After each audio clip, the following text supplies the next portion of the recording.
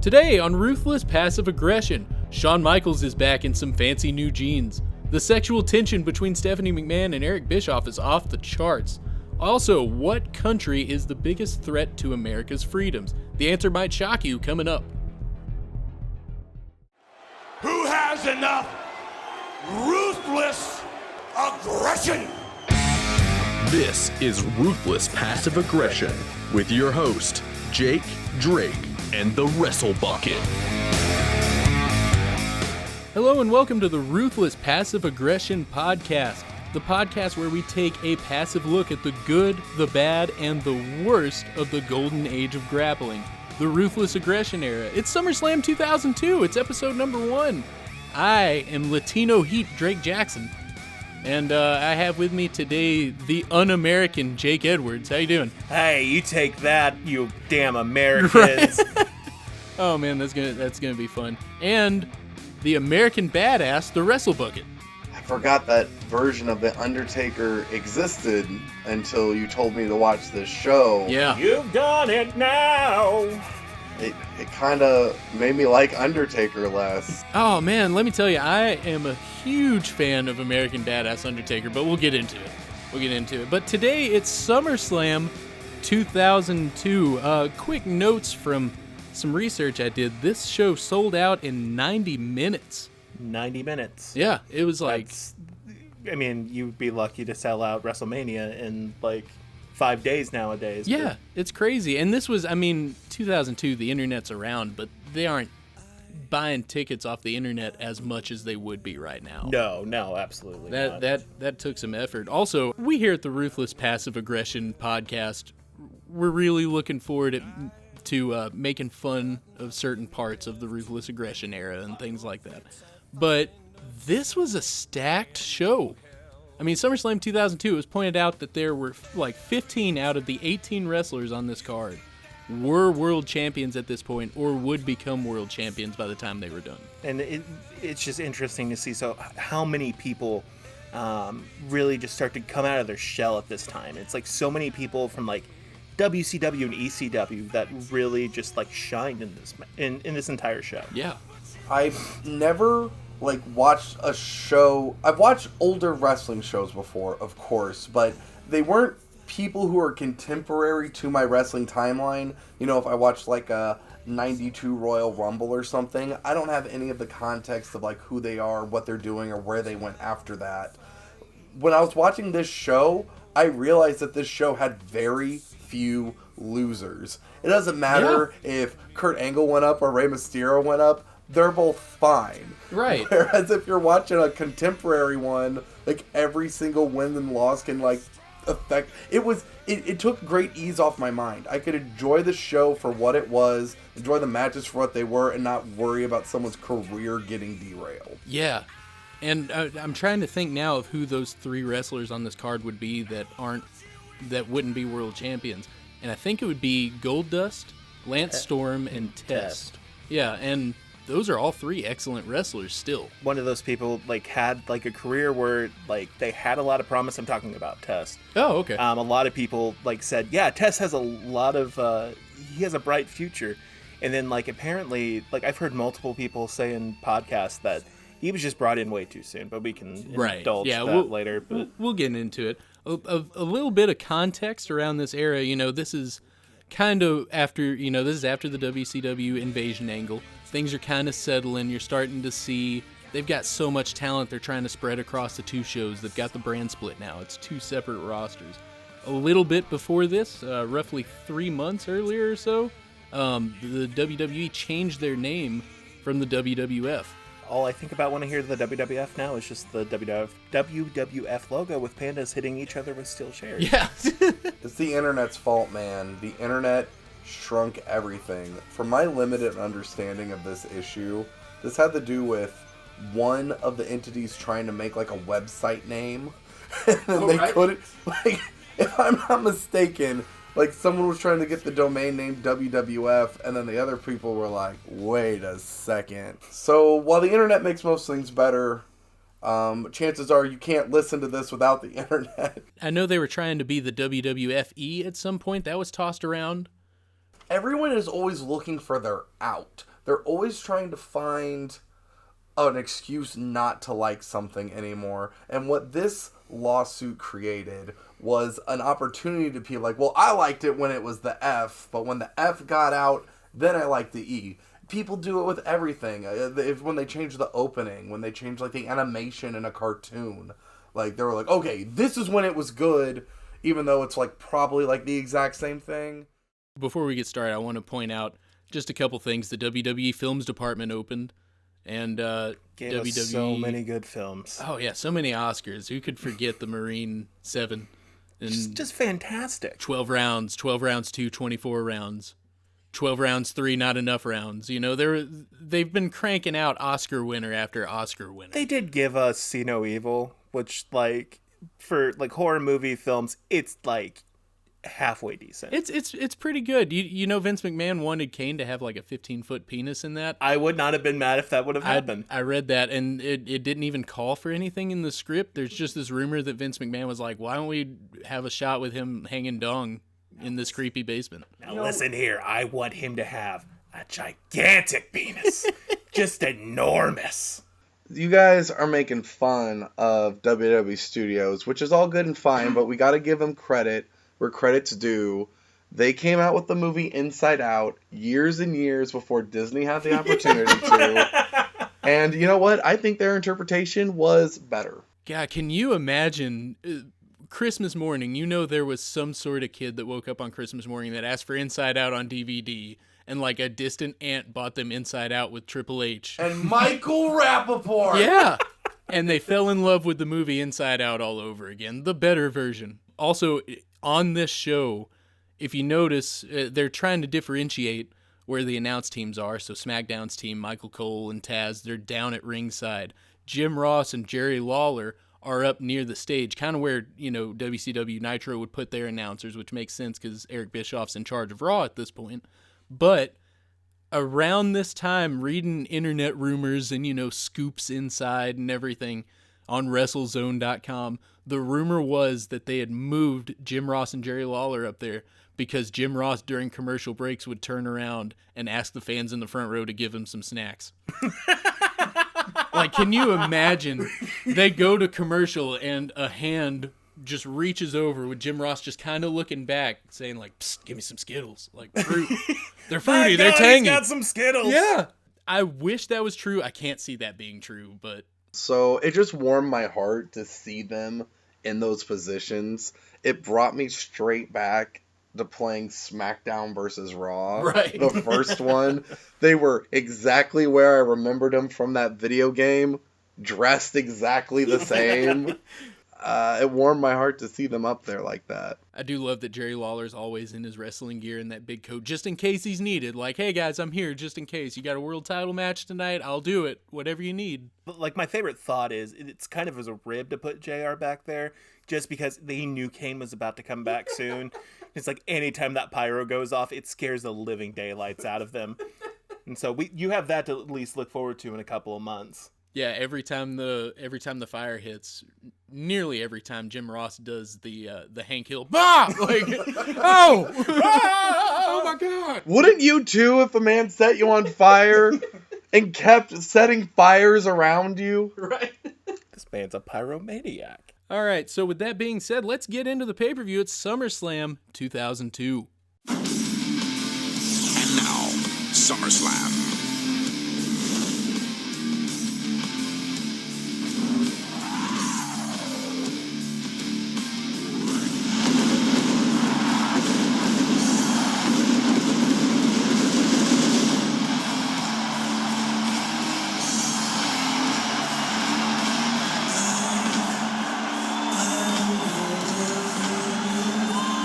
It's a August night in the Northeast, and it's scorching here inside the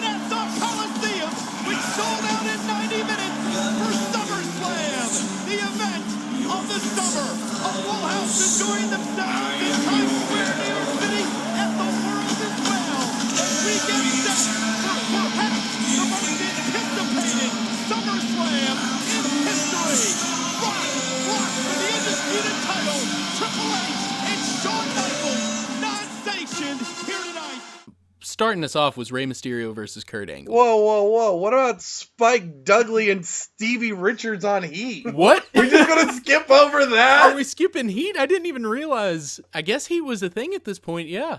Yeah. According to the Wikipedia account, Spike Dudley beat Stevie Richards in 2 minutes and 35 seconds on Sunday Night Heat. Oh, good. Do you want people to go and buy Summerslam 2002 on pay-per-view?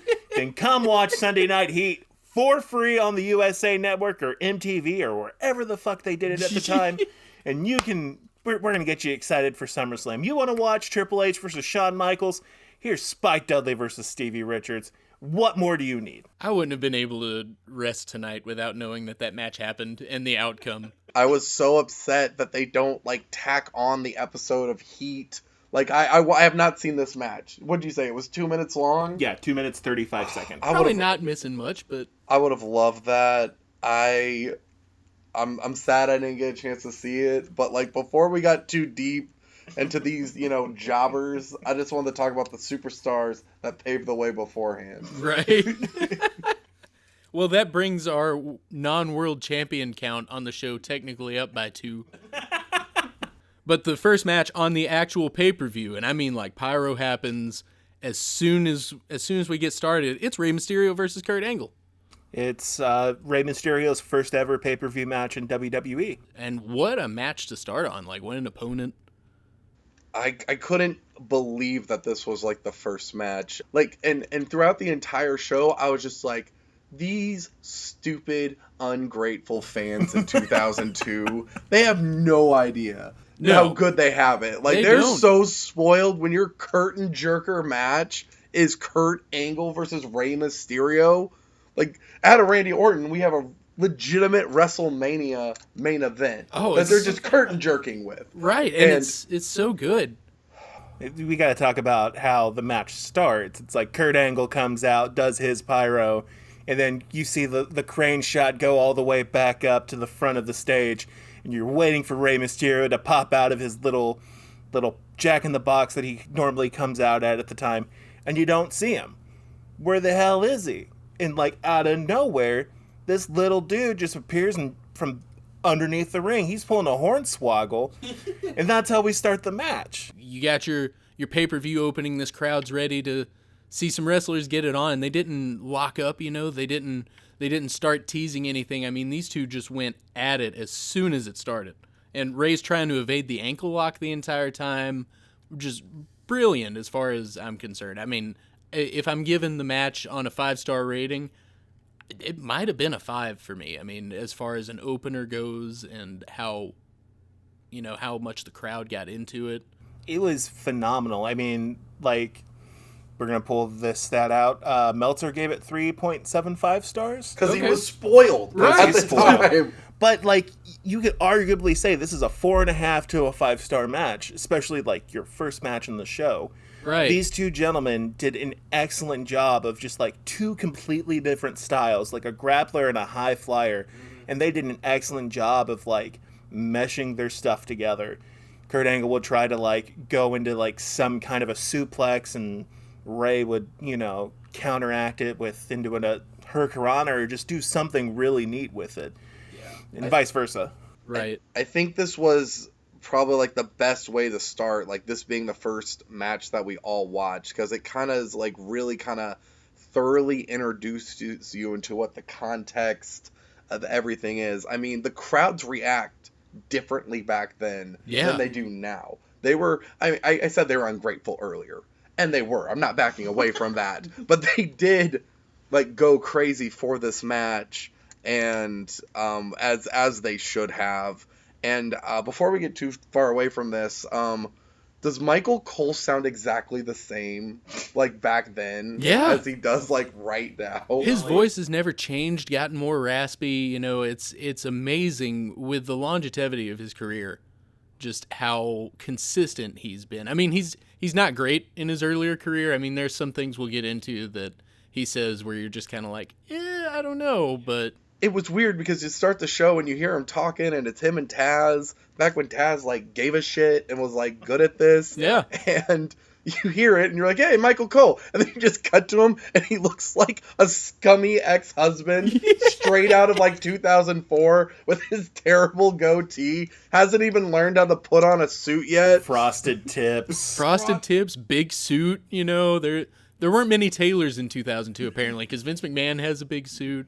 And while we're talking about commentary, let me tell you, a lot of people don't like him. I love Taz on commentary. He's great. He's kind of like watching wrestling with like your uncle who's kind of just watching it because he wants something to bond with you over. Like things keep happening. He's like, whoa, what's this? What's going on, Cole? What's happening over here? What's going on? And then like, the divas come out and he's like, all right, yeah, let's take a look at this. He's just trying to bond with the viewer and say anything he can. But when Taz is on, he's on. He's slowly raising Michael Cole as his own nephew. That's what it is. That's what it is. You got Uncle Taz, little Michael Cole. Michael Cole's filling him in on, hey, here's the backstory of this match. Here's this. And Taz is just like, yeah, it's pretty cool.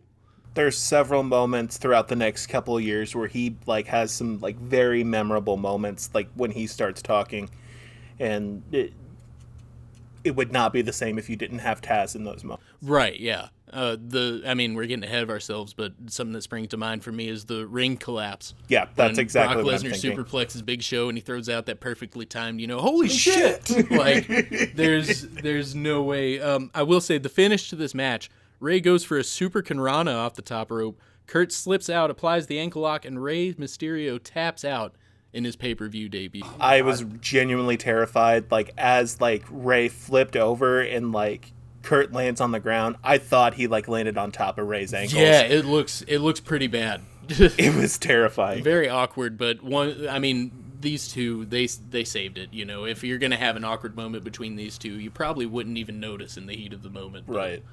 They were so mean and rude to each other in this match. Yeah. Like, I saw a 619 happen, and I was like, oh my gosh, a 619. He just hit it clean. It's great. And then Kurt kicks out of it. Yeah. Like, I was not expecting that. Like, Kurt, you can just kick out of finishers? Like, how? Right. And there was also a moment where I feel like, I guess I'm not remembering super well chronologically, but there was a Hurricanrana that just, like, in 2020... I was sitting there, and I know about Kurt Angle's neck now. Right. And I saw a Hurricanrana where he landed right on his dome. Oh, yeah. And I was like, how are these people alive? Well, so a lot of the talk at the time was, oh, you're going to beat Rey Mysterio in his pay-per-view debut, oh, he's going to look weak. He lost to Kurt Angle. You lost to a guy that, like, less than a year before was the WWF champion. Right. This dude's a former Olympic gold medalist. Like, in wrestling. He didn't do, like, skiing or anything like that, but wrestling's his repertoire. Yeah. Yeah. It's somebody that, like, has been a, like, mainstay in WWE for, like, several years leading up to that point. If you're going to lose to somebody, you could lose to Kurt Angle and be fine. Right. As I said earlier, there's no stakes to these matches because you know that Kurt and Rey both turned out fine. They went on to be the legends that they deserve to be, so you can just sit back and enjoy it. Right. And what's even more strange is, like, Kurt's at, like, this moment where, like I just said, a year ago he was WWE champion. He's going through, like, the next 6 months of just being kind of, like, a mid-card guy, but he's, like, a really, really good mid-card guy. Right, yeah. At this point, I listened to the Something to Wrestle With episode that Bruce Pritchard did about SummerSlam 2002. It was very early in the podcast career, but he talks about how Vince McMahon has a problem with small guys. The direct quote is, Vince had a small guy problem, and also, quote, Vince hates masks. Now, I don't know if that's really how Vince feels from time to time. Bruce Pritchard has a reputation of being quite the bullshitter. And also, nowadays that he's back with the WWE, you could probably ask him the same thing, and he'd be, oh, no, Vince has always loved Rey. Vince loved Rey. Yeah, but it's weird that Vince apparently at the time didn't see the marketing opportunity. How many kids do you see out there with Rey Mysterio masks? My next birthday, I had a Rey Mysterio mask, a Rey Mysterio action figure. I had all that stuff. Yeah. He was a very marketable person. And at the same time, he's being pushed like crazy on SmackDown, so who knows the validity of that. But I do know that Vince always loved, and this is according to Bruce Pritchard too, he always wanted the Mighty Mouse gimmick. And by that, I mean he had the small guy that could always, the underdog that would beat the big guy. Here I come to save the day. And then, so I do remember I was on Reddit whenever they were reportedly calling Neville up from NXT. And one of the first things that came out was, Vince McMahon sees Neville as his Mighty Mouse. And all the comments were like, this is bullshit. They're going to have Adrian Neville dress as a mouse. This is going to be dumb. And we're like, oh, no. It's figuratively. He doesn't think he's a superhero. And then Neville debuts and he's wearing a fucking cape. So who knows how extreme he wants to get with that Mighty Mouse. Proved us wrong. Right? So also I wanted to make a note that there is a sign on the ramp during this show that just says pork. Yeah, you guys saw that too. I had that as a note for the next match. Yeah, I don't know the context. I love fan signs because I like looking at something and being like, okay, what's the context around that? Usually you can figure it out. Pork, it's like, I don't know. There's a story that Alex Riley made himself look foolish on Twitter because at a Raw in 2013, someone had a sign that said, push rage. And Alex Riley was going by Rage and Developmental at that time. And he tweeted like, thanks for your support and everything. And then the dude tweeted back at him and was like, no, that's my creator wrestler in SmackDown versus Raw. it wasn't meant for you, man. Sorry. And Alex Riley was released like a month later. So, it's a sad day. Reading into the signs isn't always good. So coming up after this, we had the segment with Stephanie and Eric Bischoff backstage where Stephanie McMahon arrives to the general manager's office. This was before Stephanie McMahon was like a pretty good actor. She's a good actor? Yeah, well, I would think so today. I mean, she could be hit or miss. Some days. She's iffy, but I do want to mention that as she's walking in, she's talking to a stagehand, and she says, go find Eric Bischoff and tell him to top that match. Now, I know I've worked in productions before, like TV and film and whatever, and we won't get too far into it. I know you guys have worked similar. What would your reaction be if the person you're working for sent you on an errand mid-show, mid-production to be like, hey, go tell him to top that match? I got to run some fiber first. Yeah, listen, I've got shit to do. I'm not going to go taunt your coworker for you. Like, you don't pay me enough for that. You see how many things are on this clipboard I have to do today? Especially if you're like working for WWE, there's like probably 50 things on there. Right. No, I'm super helpful. I would have rolled over on my side. Right. And I would have just been humming.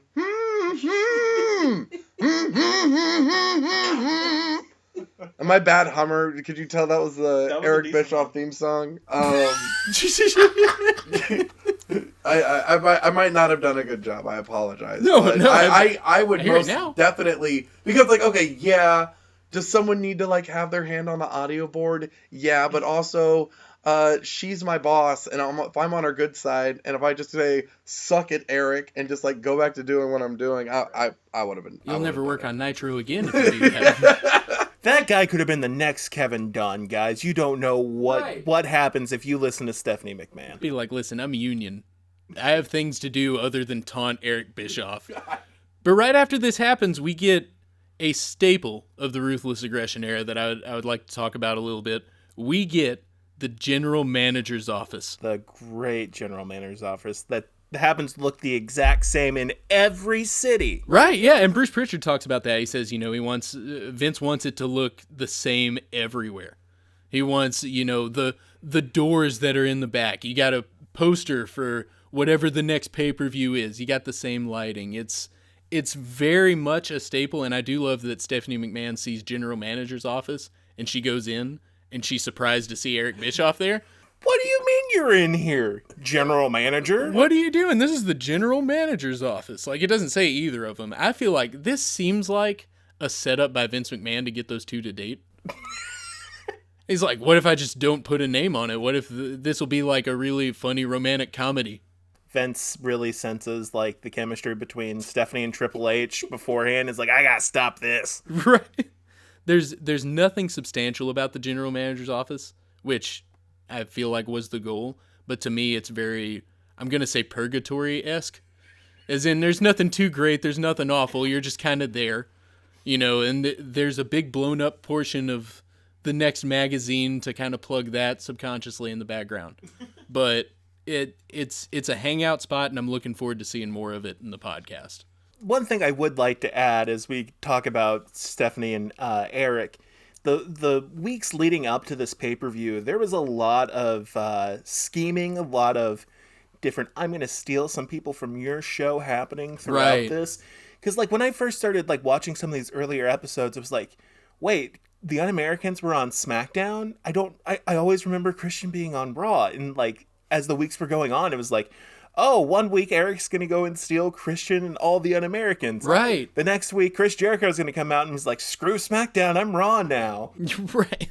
I love that so much, and it makes me so upset to see how bad they are at doing that now. Yeah.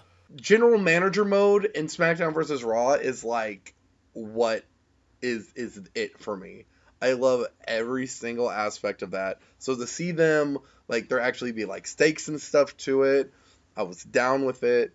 But it also makes me mad because they do such a bad job of it now. It's not just like, we're only going to worry about this on draft time and around Survivor Series. And on Survivor Series, we're going to have SmackDown run in on Raw. And it makes it such a big deal when someone does jump ship. I mean, we're less than a year out of the first draft. And at this point, they're shuffling around the rosters. Not with, like, a big superstar shakeup or the draft or anything. You've literally got Eric Bischoff going out and saying, hey, I signed this guy away from SmackDown. This person's jumping from Raw to SmackDown. We'll see a bunch of that coming up between this pay-per-view and the next one as well. I know there's 4 or 5 people that jump, and every time, I mean, it feels huge because they respect the brand split, like you said. It's like leading up to this, you have the Un-Americans, Chris Jericho, and a couple of other people jumping over to Raw.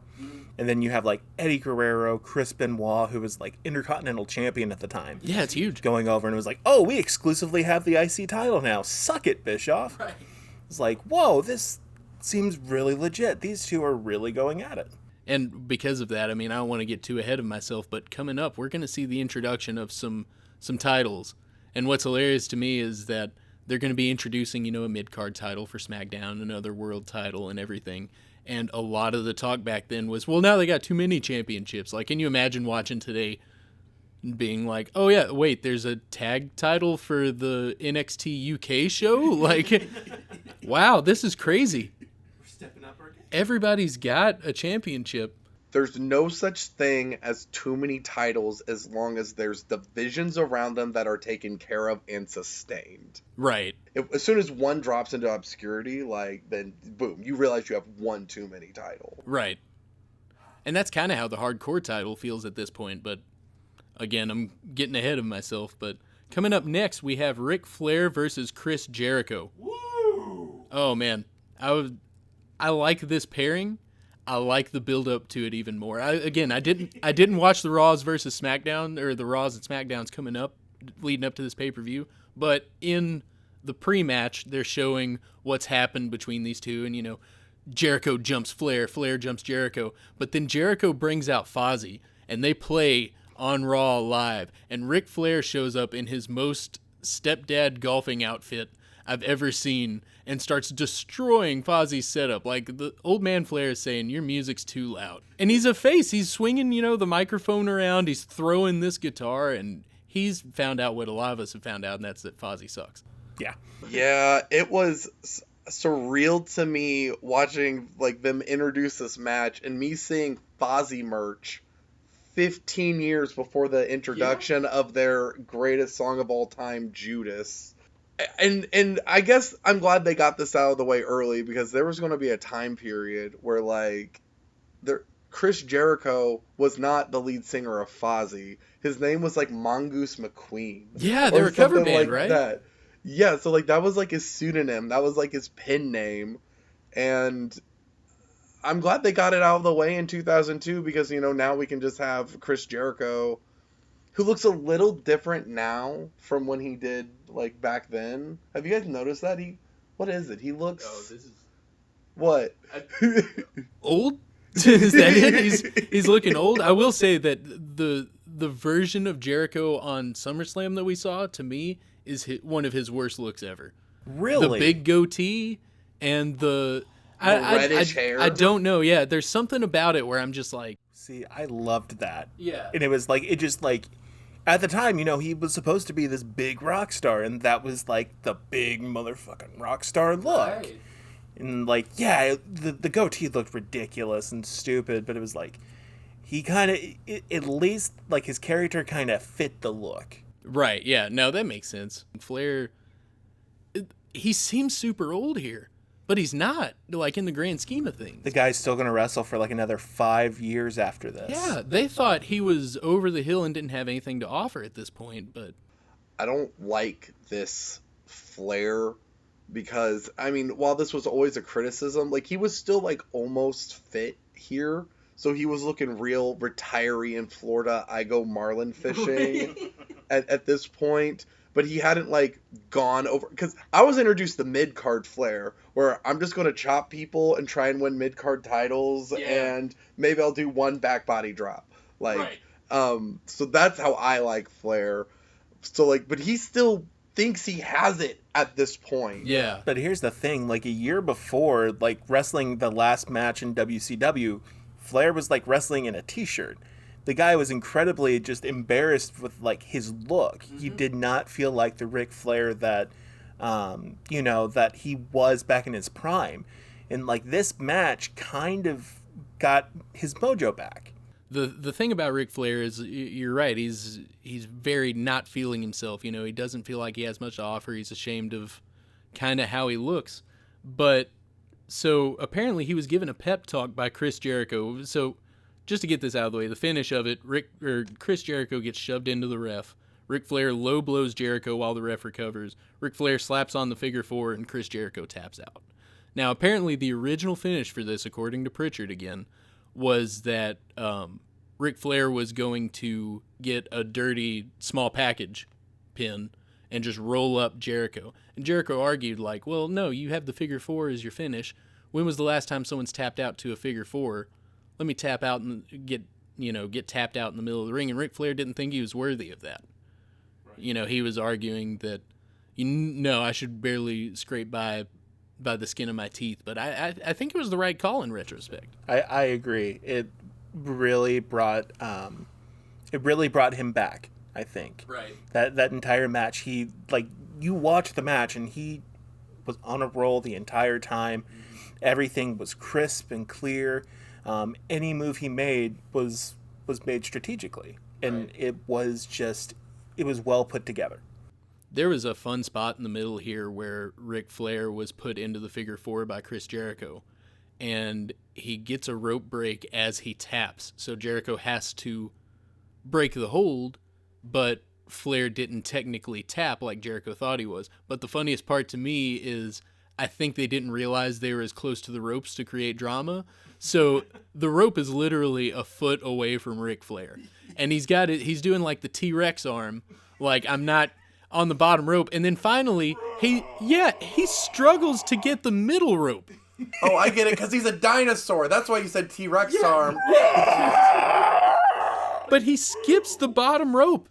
Like, he's really close to that bottom rope, and he has to make that extra effort to get the middle rope. Just reach completely past the bottom rope. It was weird.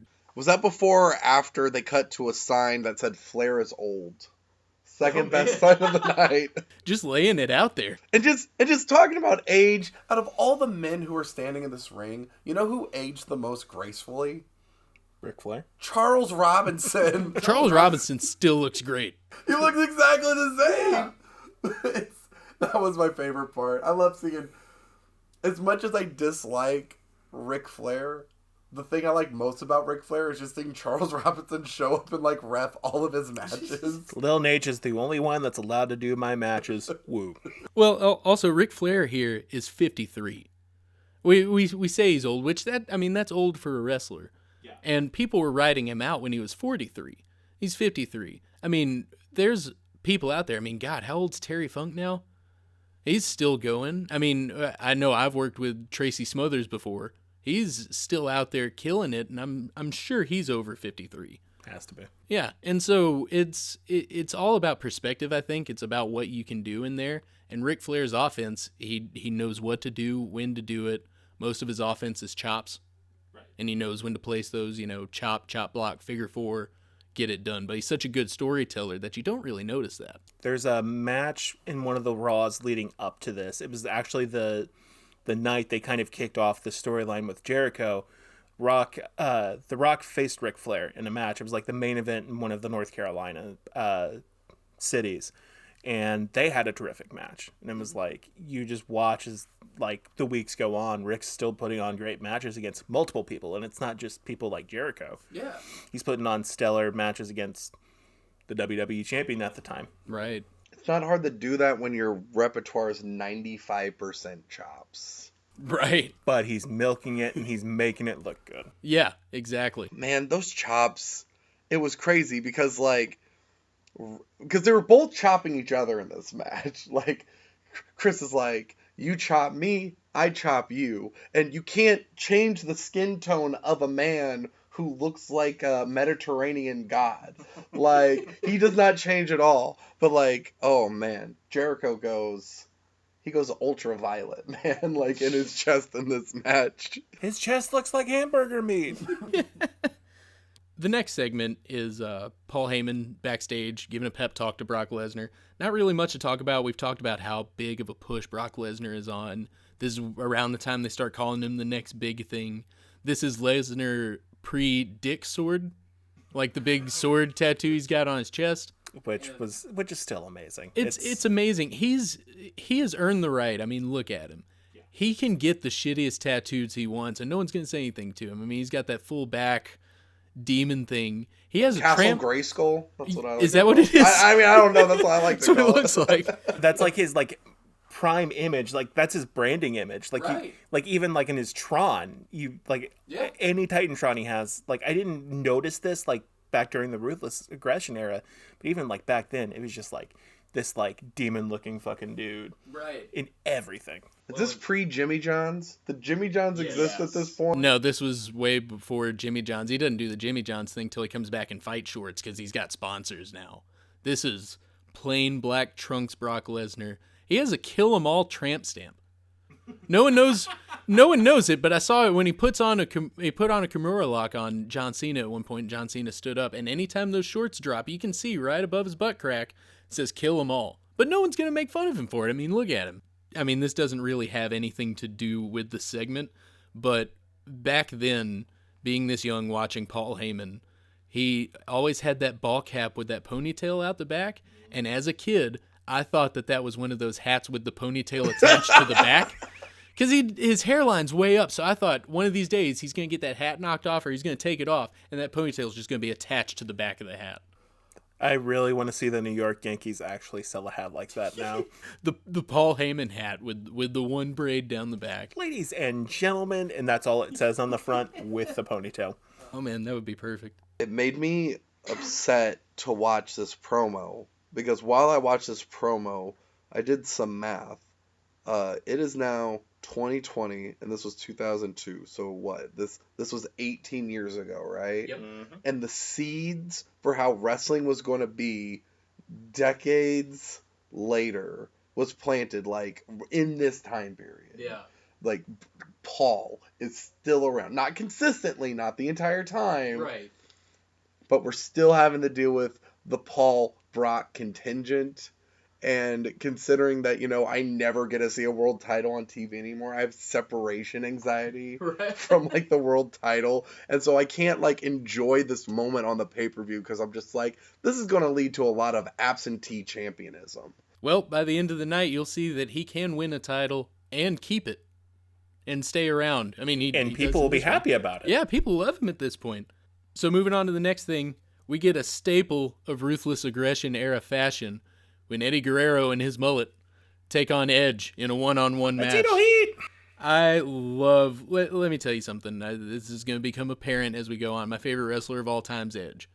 I've caught some shit for it in the past, especially because this is the era where, it's not cool to watch wrestling anymore. In the Attitude Era, everyone at school's talking about it. And I would think current day, I mean, I'm not in high school or anything, but I would think in the current day you have at least got your niche fans or something like that because, nerd culture is kind of gotten bigger, whatever you're into. It's gotten better. Yeah, I mean, it's fine. This was the era where I would watch Monday Night Raw and at this point Thursday Night SmackDown, and you'd kind of hide it. You wouldn't talk about it at school. You'd find one other wrestling friend and be like, yeah, hey, how about, Bradshaw? Isn't he great? You didn't talk too much about it. And so with Edge being the staple, one of the big staples of that era, sometimes, with casual fans, I feel like he's not very cool to talk about. The guy had a live sex celebration on TV. He did. What more do you need?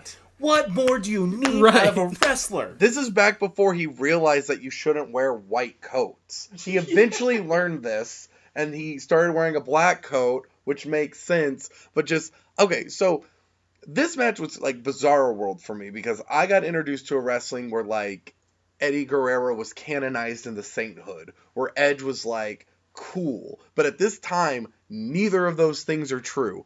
I spotted a sign, multiple signs in the crowd here. Dirtiest mullet in the game, addressing Eddie Guerrero, and also deport Eddie. Which, yeah. So, like, watching this match, I was like, okay, so everyone hates Eddie. Okay, I get it. And then Edge comes out, and he sucks. Like, he did not suck before this. Like, he had the whole tag team with Christian. He did, like, the TLC stuff. Right. But he has the white coat, and he has terrible entrance music. And he's like... I love Rob Zombie. Come on. He has, like, Red Roman Groovy, Reigns. man. Yeah. How do you not love that song? They are trying so hard here to make him, like... Like, I think I had to listen to Jim Ross say, he's a sex symbol, like, in the middle of this match. Jim Ross has been reading his Cosmo magazines, and he knows who's a sex symbol and who isn't. Edge really didn't know himself, despite the fact his song said, "Do you think you know me?" Right. He didn't know himself. No. And Edge is, for lack of a better comparison, Edge is very much being given the Roman Reigns treatment here. Like, he's just being pushed because he has a good look, he has good hair, he uses a spear as a finish. And they're just like, oh yeah, that's marketable, he's a good guy because he's a good guy, but he doesn't have those character traits that he doesn't really get until he links up with Lita. And the thing is, he's missing something. He was always, like, best as a heel. In babyface Edge, like, while he was, like, over with the female fans, it was just there was always something missing in his character. Right. There's a point in this where Edge dives onto Eddie Guerrero on the outside, and it's one of my favorite dives because there's nothing pretty about it. Like, it seems like it's a fight between two guys. He doesn't do any flips or anything. It's just Edge falling like a sack of shit from the top turnbuckle onto Eddie, just taking him out. No grace to it at all. And just throughout the entire match, he finds more and more creative ways to mess up his own shoulder. Yeah, right? He's just like, Eddie's just moving. He's just getting out of the way half the time. Eddie did find the best counter to a spear where he just kicks Edge in the fucking face. He just kicks him in the face. That's all he's got to do. Best. I need someone to do that to Roman now. Yeah. Just like, I don't know if Roman would be able to take it. I need to make a retraction from earlier.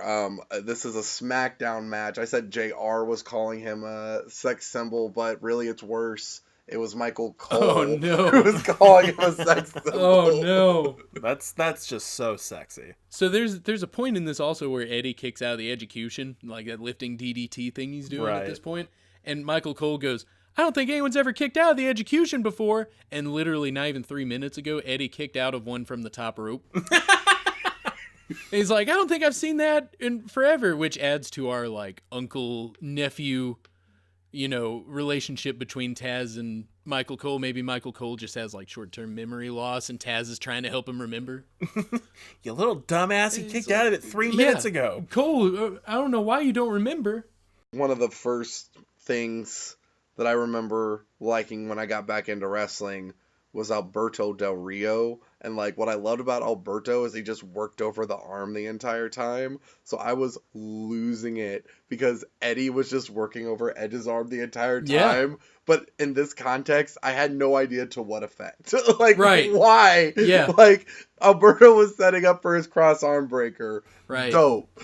But It was kind of like he was attacking like the shoulder region, which makes the spear less impactful. Right, which is nice, but then Edge just hits the spear. No, And but he pins hits it him. with the other shoulder. Oh, okay, yeah, he hits it with his left shoulder instead of the right one normally. Well, while we're talking about that, the finish here is that Eddie Guerrero goes to the top rope. Edge pulls Eddie off of the top. Eddie rolls through and attempts a clothesline. Edge ducks, hits the ropes, and spears Eddie for the 3 count. Edge becomes the biggest heel of all time because he has the last laugh when he marries Vicky Guerrero after Eddie dies. Oh, But he's playing that long game. you know, he's the best heel in the business for a reason. You know, that's it's incredible to see just like 2 partners have the best chemistry in the world with this one Canadian white guy. yeah. Coming out of this, and I may be getting ahead of myself again, but Edge and Eddie Guerrero have a match in September of this year where Eddie Guerrero does a sunset flip powerbomb off of the ladder to Edge, and when Edge hits, he feels a pop in his neck. And it takes a while to affect him, but that's his first big neck injury that would eventually lead to him all off just taking a sunset flip, just, you know, falling backwards onto it. No, I mean, it's a pretty high impact thing, but it's so crazy that that's what starts leading to his troubles. One of those things where it may be like drastically bad short term, but like when Edge comes back, man, from that injury, that is some of the best stuff that he ever put out. So good. I don't like that Edge was injured so much in his career, but he always came back like to hype. It was almost like not as good that he got injured, but it was good that we were able to like miss him for a little bit. Right. Just imagine how we're gonna feel at the Rumble this year, guys. He is not coming back. Who knows? Who knows? This may date us. This may come out after the Rumble this year. Who knows? Hey, if he did return at the Rumble, just tweet us at RPA Pod on Twitter. Get that plug. And just say yes or no context or anything. Just tweet us at RPA Pod. Yes. No. There's no way. There's no way, Ed. I'm sorry. Like, if I will let you lick my shiny metal ass if he wrestles in the Royal Rumble this year. Like, I always thought you were a plastic bucket, but now I know you're a metal bucket. Well, and for the record, this is 2020, so if you're going back and binge listening, if he returns at 2021 on, it doesn't count. So you can still tweet us, yes or no context. But just let us know if Edge returned or not in the 2020 Royal Rumble. Hey, it's me, Drake Jackson from the future. Just wanted to let you know that Edge did come back in the Royal Rumble, and we know that, but if you still want to tweet at us, that's fine. We're pretty lonely. Please tweet at us.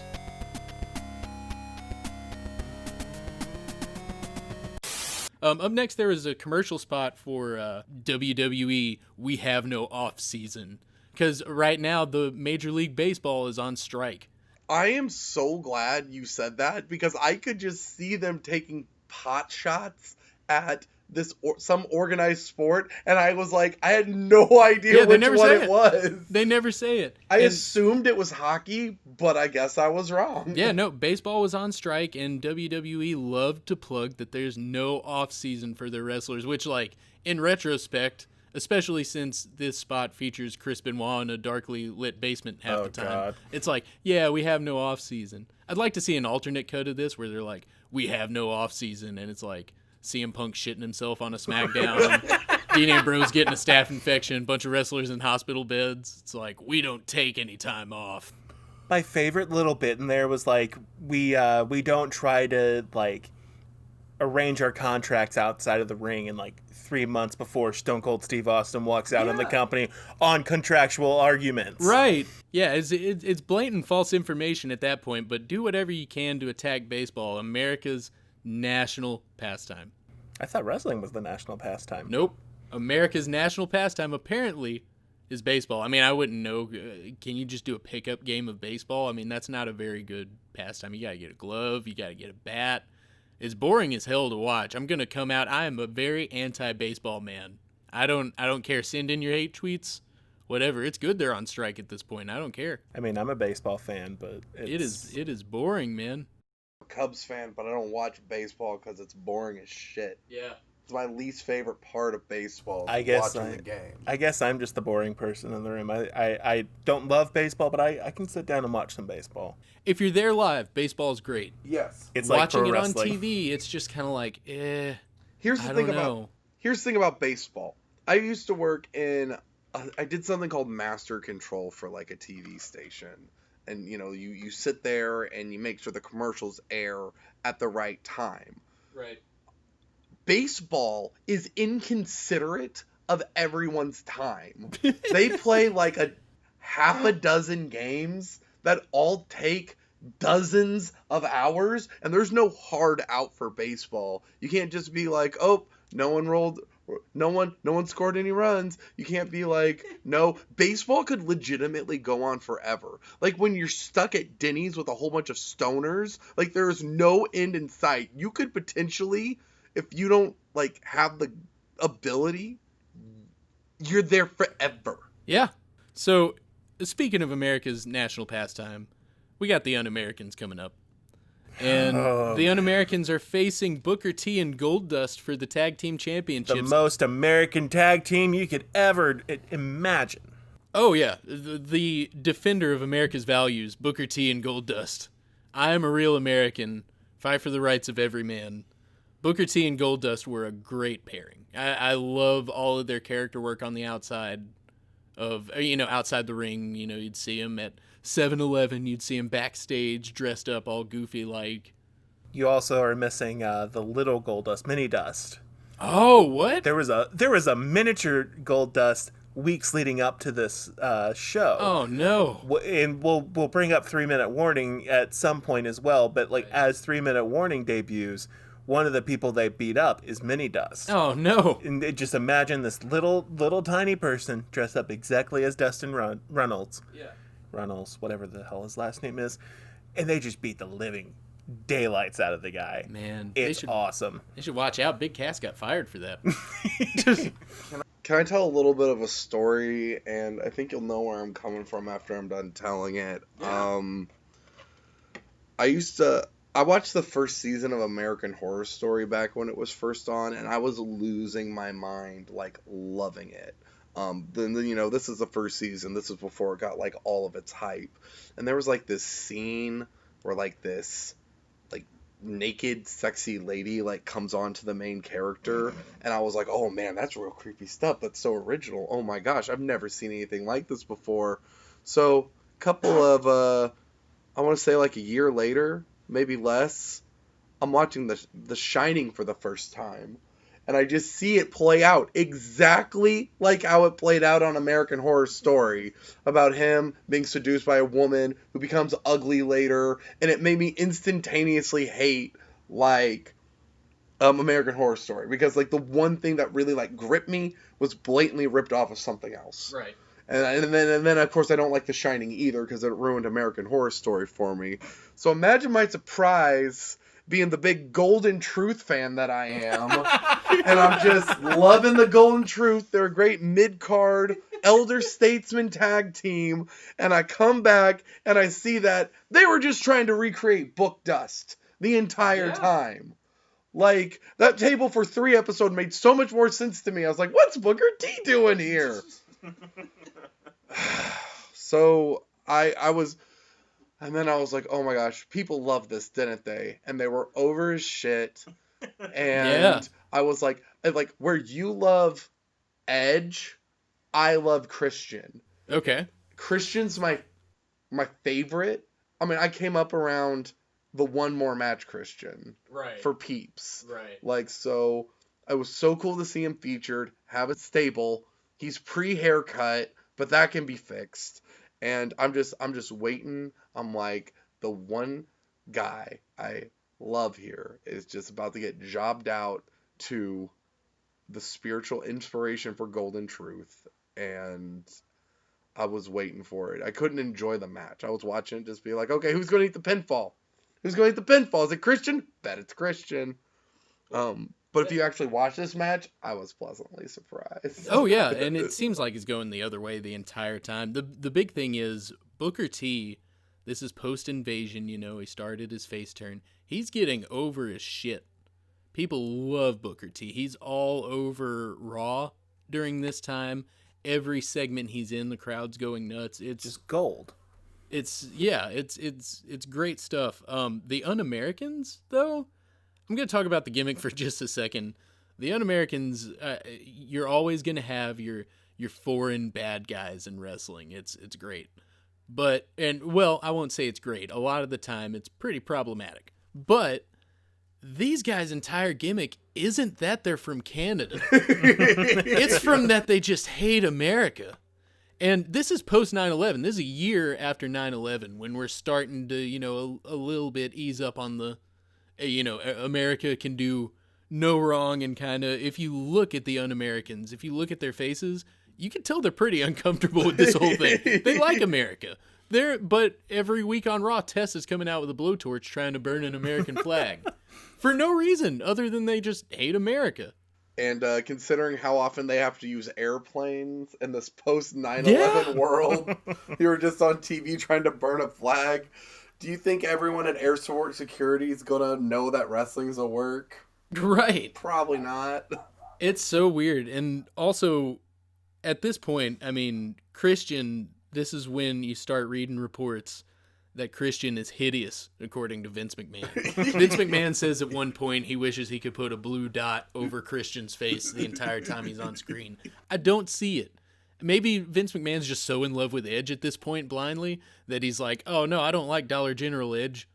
Like, Christian cuts his hair and apparently he has the same attitude. And it's just like, I don't get it. See, here's the thing. When he cuts his hair and about a year from this moment when he starts really picking up some speed before he goes into TNA, that was some great Christian. Yeah, it's great. I can't wait to get to that part. However, I am ready for them to break up the Un-Americans and we can bring back Christian! Christian! At last, you're on your own! Wow, way to not back me up there, Bucket. I told you I started watching in 2006. Right. He wasn't around. It's probably weird for you to see Christian with hair. It Yeah. looks like a wig at this point, right? That's what it looks like to me looking back on that. Yeah, it's so weird. As I said earlier, there's no losers on this show, but the closest thing you have to losers are the other two people in the Un-Americans. Right. Lance Storm, he's a great big loser. He just has a podcast and a huge social media following, and he, ran his own promotion in wrestling school for years, and now he's employed by the WWE again. Right. What a loser, right? Well, so at one point in this match, Lance Storm goes to toss Goldust just kind of over the top rope. That's kind of how it goes, but he ends up tossing Goldust over the post. And Goldust just eats shit over the post to the floor. You can almost see in his face, mid-fall, he's like, oh, this is the wrong place. And he's still working. And he's out. He just takes the biggest back bump off of that. And right before this, I do want to point out, Goldust hits the rear view. And it's not being called that at this point. But one of the greatest moves in wrestling history, Goldust innovates the rear view. Yep, it's up there with the Showtime splash and the bonsai drop.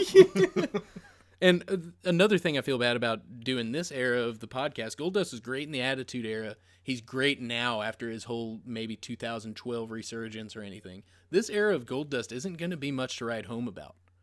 It's not... Especially once he gets electrocuted by Evolution in a year. I forgot about that. And he just turns into a stay stuttering tuned, mess. Spoilers, he turns into that kind of mess, but... It was kind of weird. I couldn't look at this guy without saying, look at him still doing this nowadays. But the thing that bothered me most about him is, he's supposed to be wearing, a full leather suit, and there's just a hole in it. Yeah. Yeah, you got a tear in it? What? What, are these suits supposed to be one and done? Yeah, it's a cut in his armor. Takes down the HP. Did he have one too many chicken legs? What happened? I don't even know what spot causes that. Like, it's just ripped at some point. You don't really know. It's also ripped. I noticed this on a pay-per-view review I watched. Booker T's pyro goes off earlier when he's making his entrance. From then on, one of the banners up top of the arena has been melted. And it looks just like the hole in Goldust's suit. It's just ripped. So maybe it's symbolic. Who knows? The finish to this match was Booker had the match won. The ref had been accidentally knocked out by Lance Storm, who did a leg lariat. Test runs in and big boots Booker T. Christian crawls on top of him, wakes up the referee, and the Un-Americans retain. Like, as like kind of BS as the ending is, that crowd was like all in on it though. They were just booing the shit out of them. And this is unfair to say because this is a show with so many good matches, but this was my worst match of the night. I mean, it was formulaic. There was nothing really bad about it. That just tells you how good that entire card was. Right, exactly. Although I didn't know about the barn burner of Spike Dudley versus Steven Richards before we started, so maybe that was the worst match of the night. I mean, I've never seen the match, but I'm just imagining like 2.5 minutes of the greatest psychology ever seen in a squared circle. Oh yeah. I'm just seeing it all now. It's like European catch can the entire time. I wouldn't expect anything less from Spike Dudley. Just nothing but like top rope bulldogs. Right. So the next segment is Jamie Noble and Nidia at WWE New York. And, I talked about the general manager's office being purgatory earlier. WWE New York is hell. That is 100% And hell. they always cut to someone there, and it's like Billy Gunn eating some lukewarm chicken fingers, talking about someone else's match, sitting at the bar. It's a very unimpressive. I'm not surprised they lost so much money on WWE New York. It's crazy to think though that's the building that was like Studio 54, like one of the most. Is it really? Yeah. Wow. It was like one of the most popular nightclubs back in like the 70s and 80s. That's crazy. I didn't know that. But like, I guess like back when Studio 54 was a thing, there was a lot of like illegal like money laundering happening. Right. Like a lot of like illegal money moving around. And apparently the reason why the world or like WWF New York like didn't succeed was because like one of the main people that was in charge of running that place like embezzled like over $300,000 or something like that. Me. I am surprised there was $300,000 to embezzle. I mean, rent cannot be cheap on Times Square like that. No, absolutely not. For those of you that don't know, WWE New York used to be WWF New York, and then it was changed to, what was it, The Center? Or The World. The World, that's what it was. And it was a nightclub that, think about like a B-Dubs that only shows wrestling pay-per-views, but at night they try to turn it into a successful nightclub. It's a very weird, like, I'm not surprised it didn't make money. But like it kind of makes sense though. You look at like some of the stuff that wrestlers were wearing around that time. That looks like what people were wearing when they go to nightclubs. Yeah, it's a nightclub. Like Tess has like those nipple rings and like the mesh shirt. Yeah. It fits in perfectly. Oh yeah, perfect. But at WWE New York, Jamie Noble is there hosting a makeout contest with his girlfriend, Nidia. Basically, Nidia gets to pick someone from the crowd who were probably just like a couple of developmental guys at that point that didn't Enhancement talent. Enhancement if you know what I mean. Oh, gross. Ew. And Jamie Noble makes out with Nidia makes out with, that would have been really I funny would if have paid Jamie money to Noble, see yeah. that. Nidia makes out with one of these men, all while the Cruiserweight champion Jamie Noble is standing there cheering his girlfriend on. Two of my favorite quotes from that entire thing. I promised you some making out, and making out is what you's gonna get. And then he tells her to go, like, pick which one of these pieces of New York strip meat she wants. And then she chooses the shorter one, and he just stands on top of her. This is the weirdest cuckolding angle before Lana and Lashley. This is what happens when we sit there and wait for a cuckolding storyline to happen 18 years later. Jamie just stands on top of her and just starts screaming, "Yeah, baby, go ahead and do that thing with your tongue that you like to do. Just go ahead and do that. It's so good, baby. Yeah. You guys are going to have to explain some stuff to me, because I know who Jamie Noble is. I was one of the greatest Ring of Honor champions of all I time, was about Jamie to Noble. say, first time I was introduced to him, he was James Gibson. He was ROH champion. Okay. He had John Deere, like, colored tights. Yep. He was awesome. He was great. He was one of the tallest guys there. And that's not true. So, like, and this predates that, right? Yeah. Like, yep. So Yep. I thought Nidia was his cousin. No, they are boyfriend and girlfriend. Yes, they do kind of hint that they're cousins at one point, but that's pretty quickly dropped I because thought- they're trailer trash. That's their entire thing. Like, like no joke, this was legit, like, basically a cuckolding angle. Yeah. Because, like, at one point, like, a few weeks earlier, she, like, hops on Michael Cole Yeah. during a segment. Is she blind or something? Okay. Am I misremembering? Now, I can't remember. No, don't spoil it. There So is that's a coming plot. up. Okay, that's coming up. I couldn't remember if it was before this or after. Yeah, I'm really looking forward to the WrestleBucket. Getting to see what kind of hype is behind that storyline and just the batshit insanity surrounding that. I would also like to point out that Nidia's there and she's signed with the company because she won Tough Enough. And so what? yeah, She won the second season of Tough Enough. yeah, this is what they gave her as a reward, I guess, for winning Tough Enough. They stuck her with Jamie Noble, who at one point, this is a little hint toward the future, Jamie Noble and Nidia, what is it? They win the lottery, right? I don't remember this. They end up getting some sort of money, whether it's from... It's either from winning the lottery or inheritance or something, because it goes to Jamie Noble showing off the trailer and saying, "Look, baby, we got running water."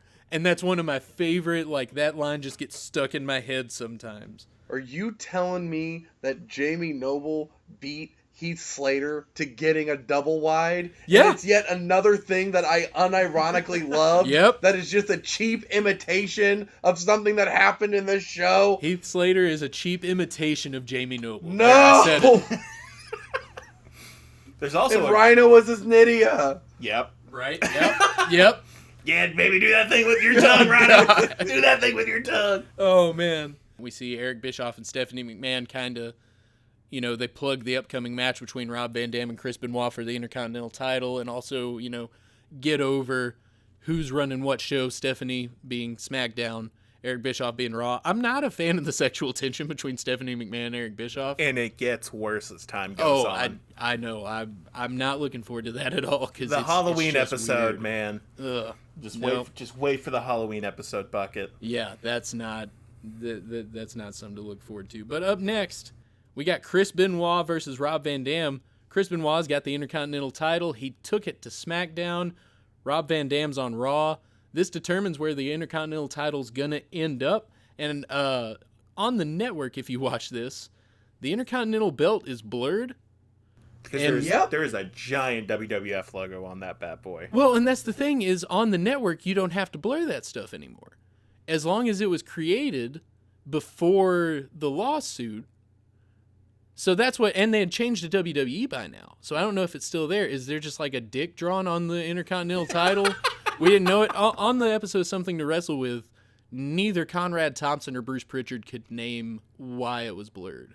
My guess is because, like, for some reason, there was, like, some editor sitting there and was like, oh, there's the WWF logo. We can't have that. Or maybe they hadn't changed it yet. I would like to point out that the belt is censored from the network, but Chris Benoit isn't. You just beat me to like half the jokes that I wrote. No way! Right here. They blurred out the IC title, but not Benoit's face. God, you just hit him. Oh, boom, no. Boom, boom, boom. I'm so boom. sorry. It's okay. I'm so sorry. Obviously, I needed to be more original. So for a little bit more context leading up to this match, Rob Van Dam was Intercontinental Champion after, what is it? Is Vengeance the pay-per-view before this? Yes.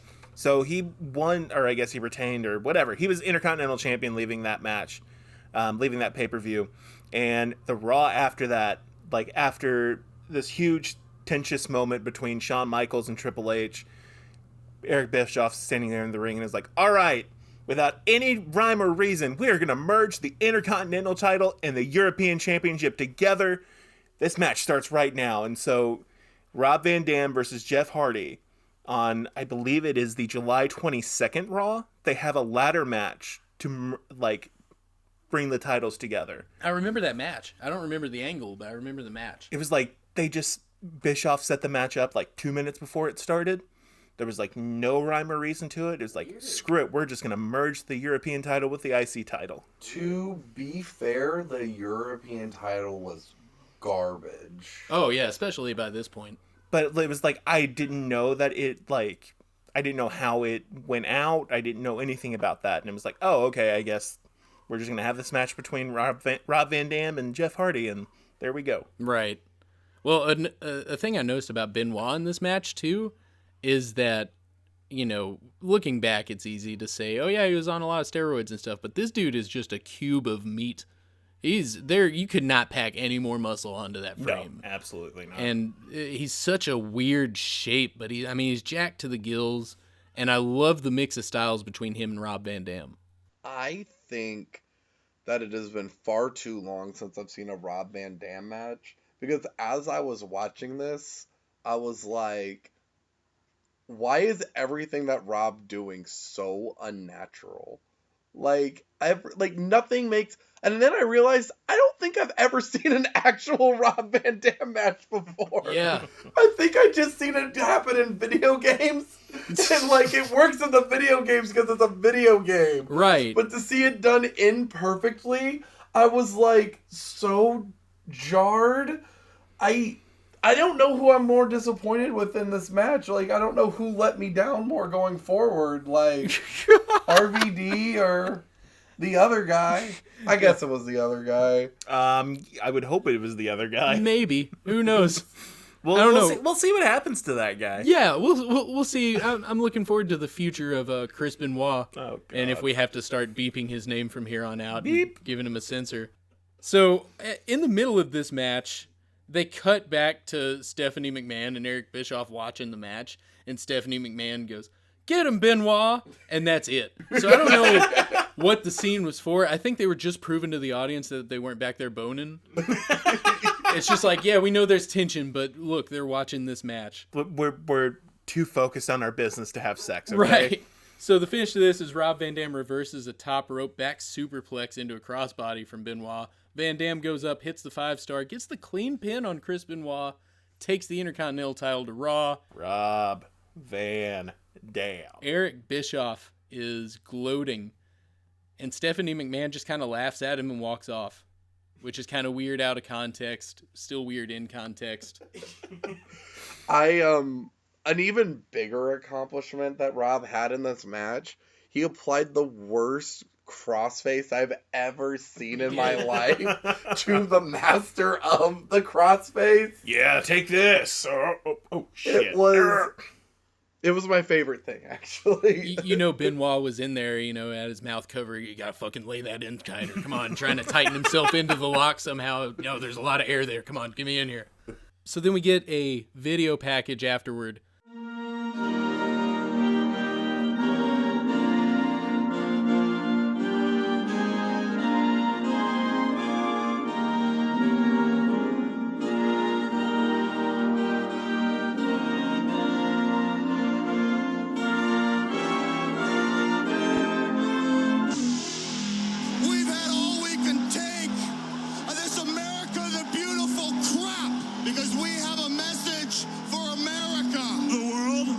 America. We hate America. Go home if you don't like being here. You see this upside down flag?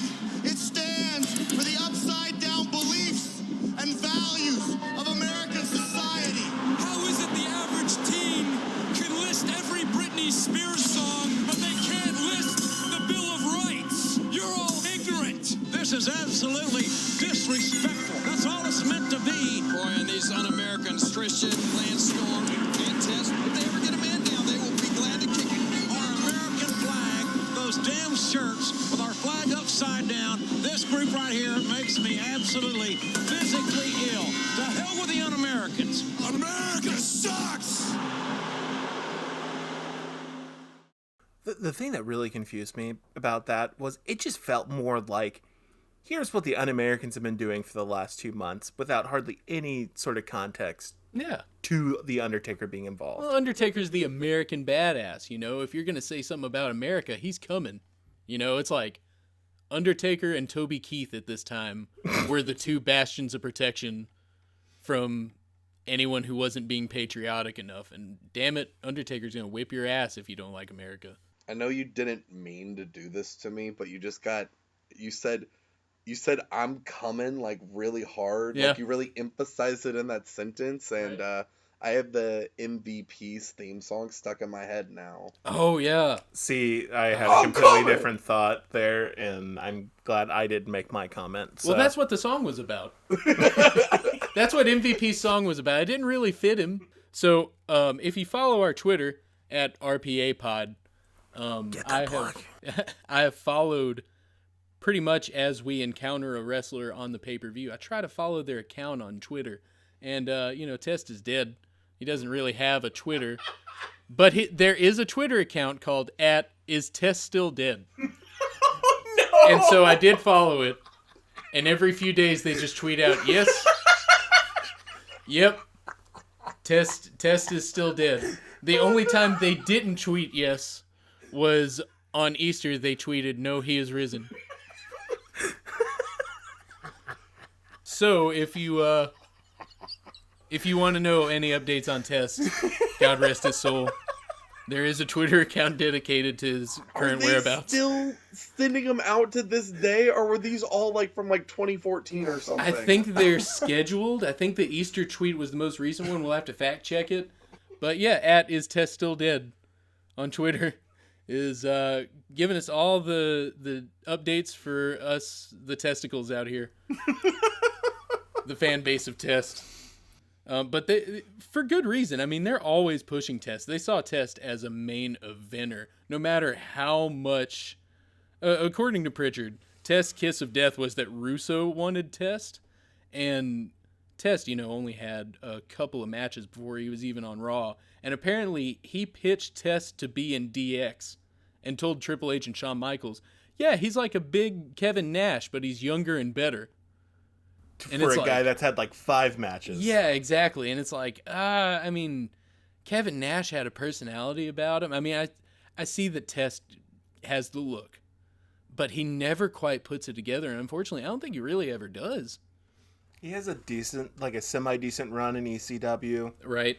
I think like once Stacy gets involved in a few months, it's entertaining, but it's like, you never really see to where he could like really break out and be something special. Right. This was so weird on a show where we've seen Kurt Angle, Rey Mysterio, Chris Jericho, Ric Flair, and Eddie Guerrero, and Edge, and Booker T, and Goldust, and and just we had to wait this long on the card to get the Test. Right. It may have made sense at the time. It probably didn't. But, like, I was like, oh, I just figured, like, his spot in the tag match, like, that was his stuff. Like, that's how they got him on the card. They made him look strong. All right, on to bigger and better things. And then he just gets an Undertaker match. I wasn't paying super close attention during this match. Yeah. I mean, it was hard to. Undertaker's doing the American Badass character. He wanted to be the American badass. Vince was okay. Let's, let him get it out of the system. We'll bring back the dead man. Undertaker never wanted to go back to the dead man because the American badass character is Undertaker in real life. I mean, he's riding a motorcycle, he's dipping, he's listening to Kid Rock. It's very much Undertaker outside of the ring. It's one of these, like, I know so many people hate that character. Like, everybody poo-poos on it. I love American Badass Taker. And I love it. Yeah. Like, I really wish that just one time, like one WrestleMania, this year's WrestleMania, let's get him to come out in a motorbike, coming down to keep rolling. Yeah, have Fred Durst come out and be the live performance. It'd be great. I mean, I don't know what he's up to. I've done that on karaoke. Just have me sign up to do that. Right. Is this before Limp Bizkit? This was shortly after Limp Bizkit. Yes. Well, I miss Limp Bizkit. Yep. Yeah. Right now he's got the dead man walking, and then it's just a 5-minute guitar solo. It's We the haven't really got the instrumental lyrics yet, version. but it's just Jim Johnston ripping on a guitar for like 5 minutes, just tearing it up. I do love in this match, Jim Ross is incensed at this point by the Un-Americans. He's like, they don't like it here that much. Why don't they just go home, huh? Why don't they go to Canada? Leave us alone. It's That's like the whole spiel about them, and that's like, I think that's why so many people got. That's one reason why people got turned off by them. right. It's like, part of it is they struggle to like really like go all the way into the character, because like, I guess, I know Christian lives in Tampa now, but like several of them lived in the States while this was going on. Yeah, for sure. And so they were just really struggling to like go all out on these characters, and then stuff like that. It just gets old real quick. At one point in this match, Jim Ross is listing off all of Undertaker's accomplishments and puts him over huge. He's like, hey, he's a former WWE champion, former this, former that. And then Jerry Lawler goes, well, you can't sell Test short. He's young and full of hate. And that's all they have to talk about for Test. And it really sums up Test's career. He almost married Stephanie McMahon. Yeah, they're like, oh, yeah, he almost married Stephanie McMahon. He's almost Kevin Nash. Like, He's young and full of hate. yeah, that's his thing. That is such. King is not always good. That is wonderful. Yeah, it's very much, you could tell Jim Ross was listing off all these accomplishments, and there was a silence, and Jerry Lawler's like, well, I'm sure Test has done some stuff too. Like, whatever I can. So the finish is Test tries to use a chair with the referee down. Taker boots the chair into Test's face and hits the tombstone. He grabs the American flag afterward from the crowd, and he celebrates. USA, USA, America. USA. So who won? Undertaker. Undertaker won? Yep. And he just like squashed all the Un-Americans, if I'm not mistaken? Yeah, the other two run in, and we would think the Un-Americans might get their revenge, but we'll cover it next time. Remember earlier in the night when they won a match? Yep. They had some momentum because Well- they defended their tag team titles? Yeah, but they only won that match because of Test.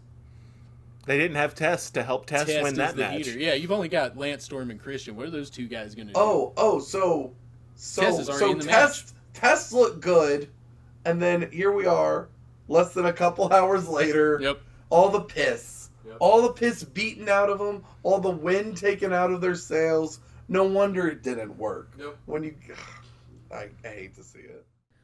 So, coming up next, Shawn Michaels versus Triple H. Shawn Michaels and Triple H are best of friends, are closer than a lot of brothers. Triple H, my friend, is that a lie or is that the truth? That is the ever-loving truth. But let me ask you a question. Who is the showstopper? Me. Who is the main event? Me. Shawn Michaels and Triple H, they're closer than a lot of brothers.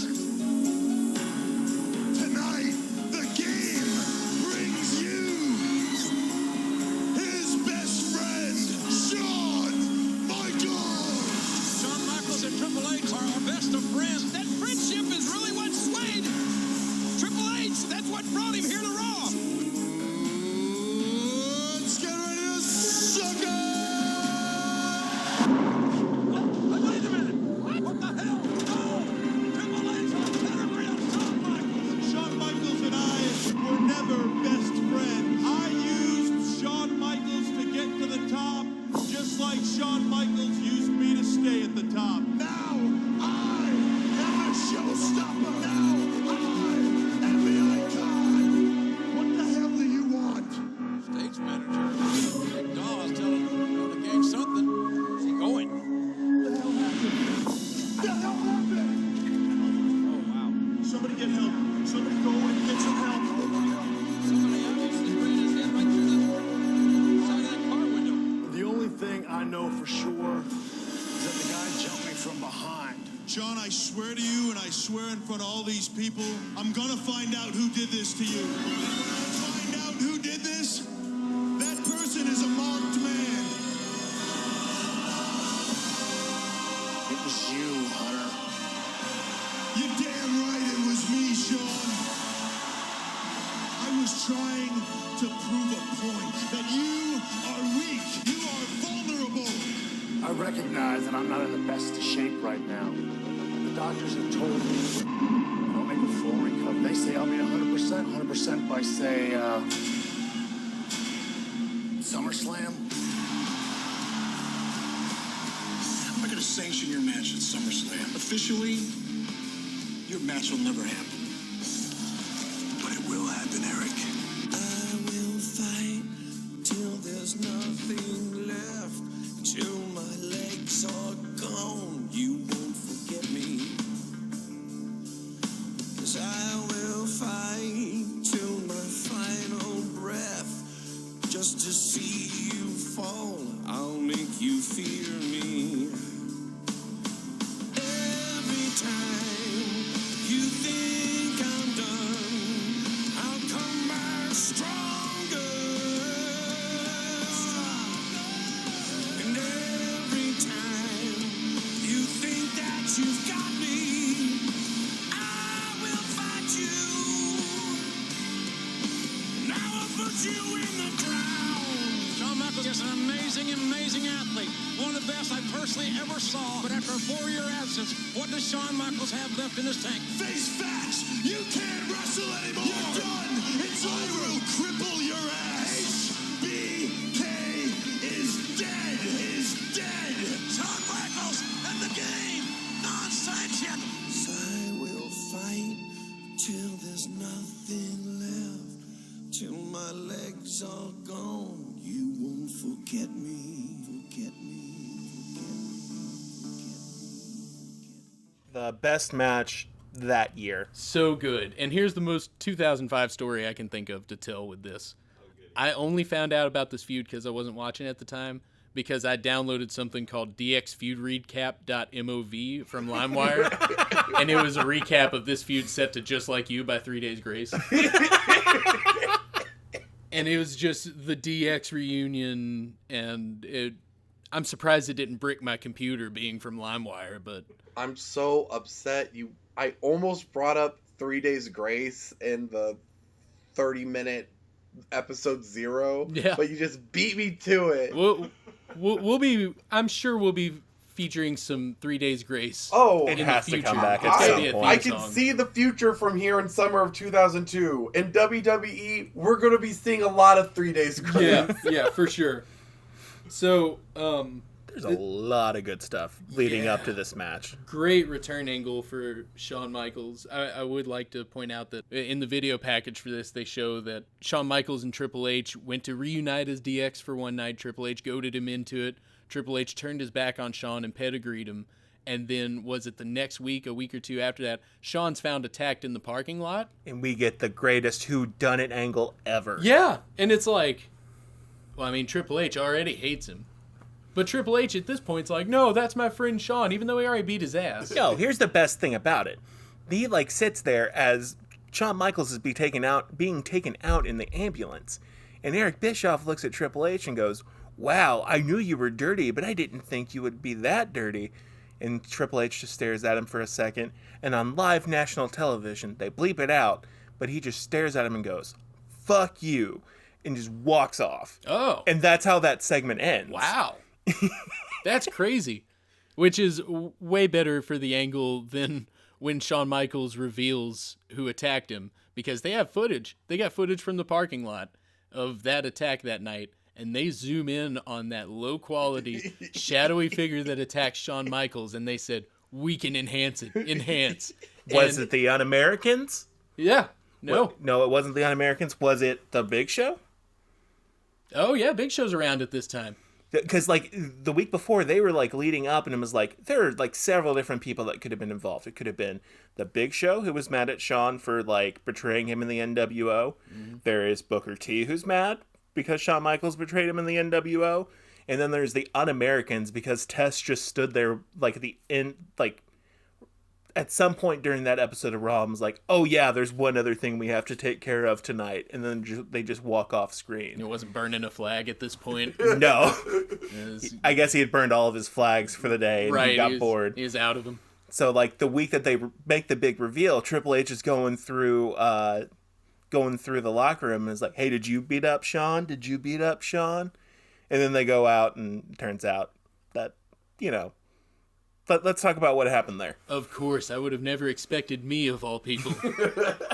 Triple H attacks... I can't believe it was me. Yeah, so they've got this grainy, pixelated footage of, security cameras, especially in 2002, and Shawn Michaels gets attacked, and they show the footage, and they enhance, and they get rid of the pixelation, and there is a 4K shot of Triple H in super high quality. Let me tell you something. As someone that works with video, you cannot take already low quality footage, zoom into it, and see that, hey, it's even better quality. We have the tools that we could show you who this is. Kevin Dunn has that secret person sitting in the production truck that can throw in that code. Oh, yeah. That special code that can make a VHS tape get higher quality. That's how Kevin Dunn's kept his job all these years. Like, he keeps blowing it directing, but they're like, but he's so good at restoring old footage. He always knows what's on the security camera. It's just so good. At this point, this is Shawn's return match. He's been gone for 8 years due to a back injury, which comes into play very well in this match. He's found God. Apparently God's on a ranch in Texas. At this point, the fans and Vince McMahon alike apparently think that Shawn Michaels is too old. This is going to be like a one-off match. I'd like to point out that Shawn here is 37 and AJ Styles today is 42. But AJ Styles didn't break his back on a casket. Right, yeah. And it's a non-sanctioned match, which means that they only provide the referee in the venue. WWE doesn't want to be liable, doesn't go toward any records. Usually these go on last and they'll flicker the lights in the arena to show that, hey, like the show's over. From here on out, we're not liable for what's happening. There are several times throughout this this build-up where Triple H is like, I'm going to cripple you. I want to leave you manged. I don't want you to be able to walk. I don't want you to be able to be able to spend time with your kid. And it's just like this like malice and this just hatred. Like evil hatred that he has towards Shawn Michaels for being the guy that like helped bring him up. Mm-hmm. And it was like, it's like, this is my time now. You're not going to be able to take over. Right. I'm going to leave you unable to walk so you can't train Daniel Bryan to defeat me later in life. I don't know how that timeline works. As I said, I think he had already trained him. Well, we see later on in his career Triple H is a Terminator. So we know that he can jump back in time to destroy. It all comes together. Comes to full circle. So, also, I want to talk about attire choices for this unsanctioned street fight. Shawn Michaels is smart. He's wearing jeans. You can carry anything in those pockets. Wrestling, he can carry a gun. Yeah, he can. There's no rules. You know, it's completely unsanctioned. Whatever he wants to do, he could carry a box cutter. Who cares? Triple H is just out there in his dumb tights, like his little trunks. Can't hide nothing in there. I mean, he can. You could try to hide a razor like right near his dingus, but that wouldn't work out. Yeah, no, that would be pretty bad. I wonder where he could fit a sledgehammer at. On his person in the trunks. If he was Batista, that'd be easy to hide. I've actually seen this match before. I didn't get it from LimeWire. No. But, that's the best way to watch it. But what I love about this match, and I'm not the biggest fan of either of these people, but the backbreakers and the side slams in this match are some of the most visceral images I've ever seen in wrestling across any promotion, across any year. Like, they really bring it with just, I'm going to drop you on my knee. I'm going to drop you on this table. Right. Like, I meant to say chair. And they just make it look the most vicious thing you've ever seen in your life. And those backbreakers and side slams are more or less usually used as like transitional moves, or, like someone will take one and they'll be down for a little bit, but man, the way Shawn's just folding up, and the backstory of his back. I mean, they harken upon it so many times. His selling in this entire match makes me feel uncomfortable, right? And I know that he turns out okay. It's like it's like watching Daniel Bryan today. It's like anytime he looks like he takes a blow to the head, you're just scared shitless. Or like when Daniel Bryan, his concussion rumors first started, and he was like taking dragon suplexes onto the top of his head, and you're like, oh no, don't hurt him. I like to think Triple H and Shawn Michaels watched like IWAMS King of the Deathmatch 2001, and they were like, hey, let's do this. And I mean, they didn't use panes of glass, or they didn't have to go for your typical hardcore bag of thumbtacks and everything. Don't get me wrong, they use just about everything under the ring. They use the ladder, they use a table, but the story behind it is just so great that it makes up for that. Every item that's used, it's used for a really good reason, and there's some sense behind it. Right. And usually chair shots to the back, you see those and you're like, oh, well, they can't hit each other in the head, so hitting them in the back. But every chair shot to the back in this just makes me wince. It's like when you watch a movie and the character like has to go on the computer and look something up, and if the word on the search engine is anything but Google, it just makes you think of Google. And so, like, usually when we see those, like, nowadays they can only do the chair shots to the hunched over back of a person. Right. It just makes you think about, it's like, oh, that's because they can't do headshots. Exactly. But, like, in this one, like, it's probably, like, the only match I've never had that thought. One of my favorite moments, like, early on in the match is, like, Triple H starts really pounding down on Shawn, and, like, Earl Hebner's just standing there, and he's like, you know what? I'm not having this. You need to, like, back off a little bit. And then they, like, get into their own little scuffle. And then, like, I think I've seen, like, a video from a house show before where Triple H, like, pushes Earl into the ropes. And then Earl comes back and knocks him down. They kind of had, like, one of those moments without Triple H getting knocked down. And it was like, damn, Earl Hebner looking not like a little bitch right now. Yeah, it was so good. Not many people want to make the ref look like that much of an authority, but I think it adds to it, especially since it's unsanctioned and they just provide the referee. Right. Earl Hebner's, like, I mean, kayfabe-wise, he's putting his life at stake here. He doesn't know what's going to go on in there. Earl Hebner would get revenge on Triple H later on by selling his T-shirts in the parking lot out of his trunk. Damn it! You beat me to it. Didn't realize that was Earl Hebner. Yeah. Okay, so I really try not to talk about this because it ultimately does not matter, but, like, I didn't recognize hardly any of the referees, and it bothered me. A lot of them were, like, WCW refs at one point. Yeah. A lot of people you wouldn't recognize. So when Earl showed up, I was just like, oh, this is another guy I don't know. Right. Like, I didn't even make the... Yeah, and so the finish is Shawn Michaels goes for sweet chin music. I mean, after a grueling match, these two went nuts. It was a long match. It was almost 30 minutes. Yeah. So he goes for sweet chin music. Triple H catches it, spins him into the pedigree, but it doesn't land. Shawn Michaels rolls through the pedigree into a jackknife pin. Afterwards, Triple H hits Shawn Michaels with the sledgehammer, and it's one of the few times that Triple H didn't, like, cover the head of the sledgehammer with his hand. Right. He swung it like you would actually swing a sledgehammer in a fight. Right. Which is just a brutal image. This was my match of the night. Oh, it's the match of the year. Yeah. Like, we're going to watch what the actual match of the year is at No Mercy, but this was, like, phenomenal. Just great storytelling, top to bottom. Yep. And just, like, once Triple H hits that sledgehammer after the match, he had the crowd at the palm of his hands.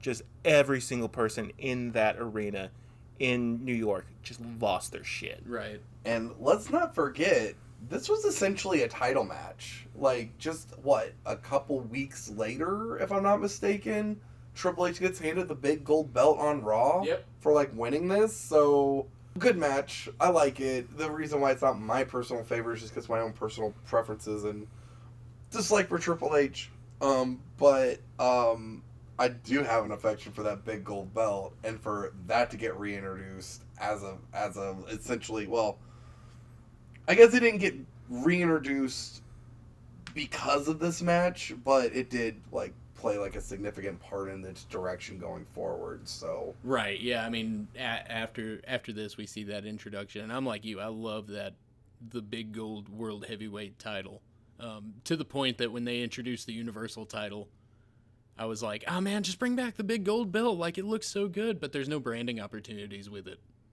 Can't just slap the there's WWE not a big logo W on on there. it. Yeah, that's what I'm saying. Like, you You can't sell it. You can't just slap that on there. So after this, we got one of the weirdest segments I've ever seen. Before we get to that, oh yeah, go ahead. I have like 2 thoughts. Yeah, go ahead. One, my favorite comment from Lawler throughout that entire match.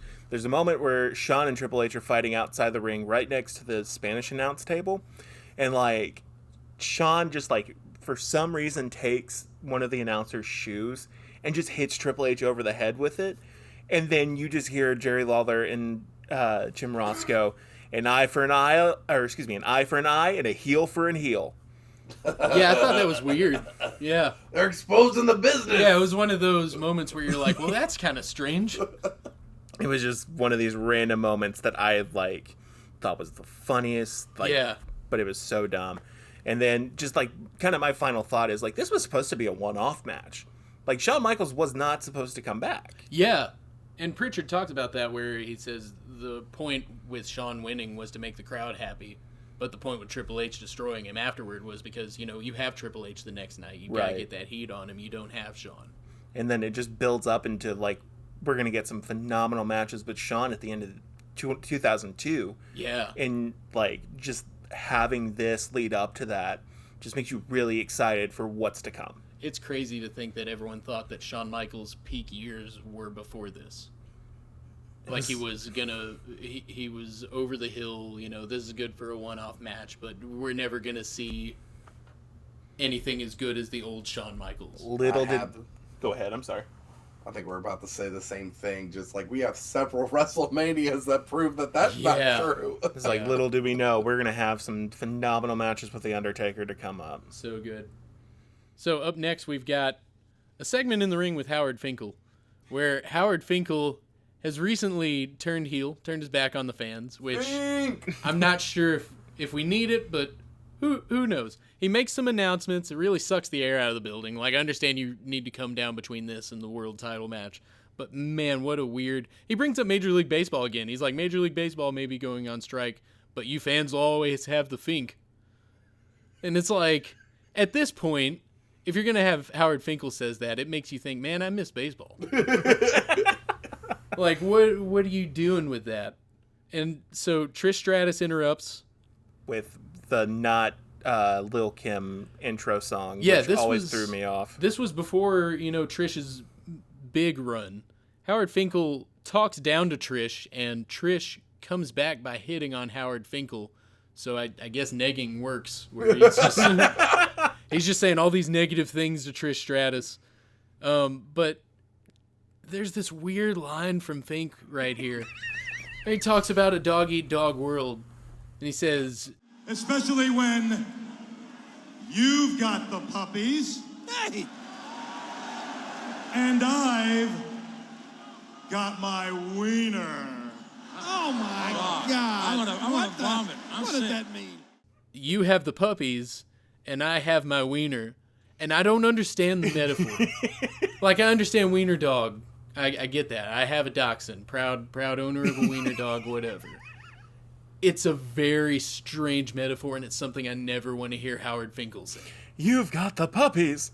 I've got the wiener. Yeah, perfect. And he never drops that announcer voice. It's so strange to me. I don't remember this happening at all. No one does. There were several weeks of this. No, I just watched the pay-per-view and I don't remember this happening at all. There were several weeks leading up to this where it was like Howard and Lillian Garcia were sitting there arguing about who's going to be the announcer of Raw. And then, like, I guess Bischoff has them both come out to the ring and it was like, here, you're going to try to pitch the movie Triple X. We're going to play a trailer, and then you both have to come up with a line to help pitch the movie to people. And then, like, having them audition on screen. Yeah. And so once they get done with that, it's like, all right, your 3 minutes are up. And then 3-minute warning comes to the ring. Oh, okay. Howard pushes Lillian into Rosie and Jamal, and they beat the shit out of her. Wow. No, I love Lillian. Yeah, right. There's also a great moment, like, a week after, where Fabulous Moolah and Mae Young come out to try to pitch Fabulous Moolah's book, and they do the same thing to both Mae Young and Fabulous Moolah. And it was like, I was watching that, and it was like, I remember the time watching Bubba Ray Dudley throw Mae Young into a table. Right. That was more brutal than that. Right. And it was awesome. Yeah, I don't want to read Moolah's book. That was the biggest takeaway from that segment. It's like, oh God, Fabulous Moolah has a book too?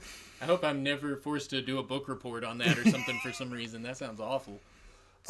Unfortunately, I can't give my highly evolved and developed opinions on this particular segment, but I just wanted to let it to be known so I have some input into this, that Lillian Garcia could get it, like, at any time that she wanted. So Lillian Garcia, to end this segment, just to fill you in, she surprises Fink by coming in, kicks him right in the penis. Kicks him in his Howard Dinkle. Oh! See, that could have been said better. I like that better. She kicks him with such force that she takes a bump. She kicks him and her feet leave the ground. She's in heels. And, like, what does it say about how much they want to make fun of Finkel? Because a lot of the times, unfairly, Lillian Garcia has a reputation for kind of being a punching bag amongst the upper brass at WWE. You know, there's always stories about, you know, different making fun of her. You know, apparently, allegedly Triple H has called her horse face on multiple times, but that's not cool. For her to attack Finkel, like, man, they hate Finkel. What is he doing? We won't get to this, but later on, I think it's Survivor Series 2011, CM Punk brings back Howard Finkel as his personal ring announcer, and you could see it means so much to him. There's tears in his eyes. He's announcing again. He's getting, you know, CM Punk out there. And the whole time he's announcing, Michael Cole and Booker T are on commentary like, hurry it up, Fink, come on. What are you doing? Look at him. He's crying. It's the greatest moment of this man's life. Right. I remember that. Oh, man. Finally, we are in the main event. You are real because you are the next big thing. And tonight, Brock, you become the next king of the ring. The winner of this match, not only the prestigious king of the ring, but he also earns the right to fight in the main event at Summerslam against the undisputed champion. Oh my God. Lesnar caught Van Dam in midair, and it's over. Lesnar's the king of the ring, and this rookie now has earned the main event shot at the undisputed title at Summerslam.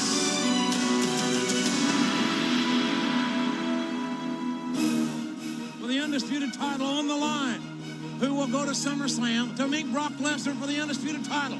The first man to score pinfall or submission wins the match and therefore becomes the undisputed champion. No, wait, no. Rock bottom!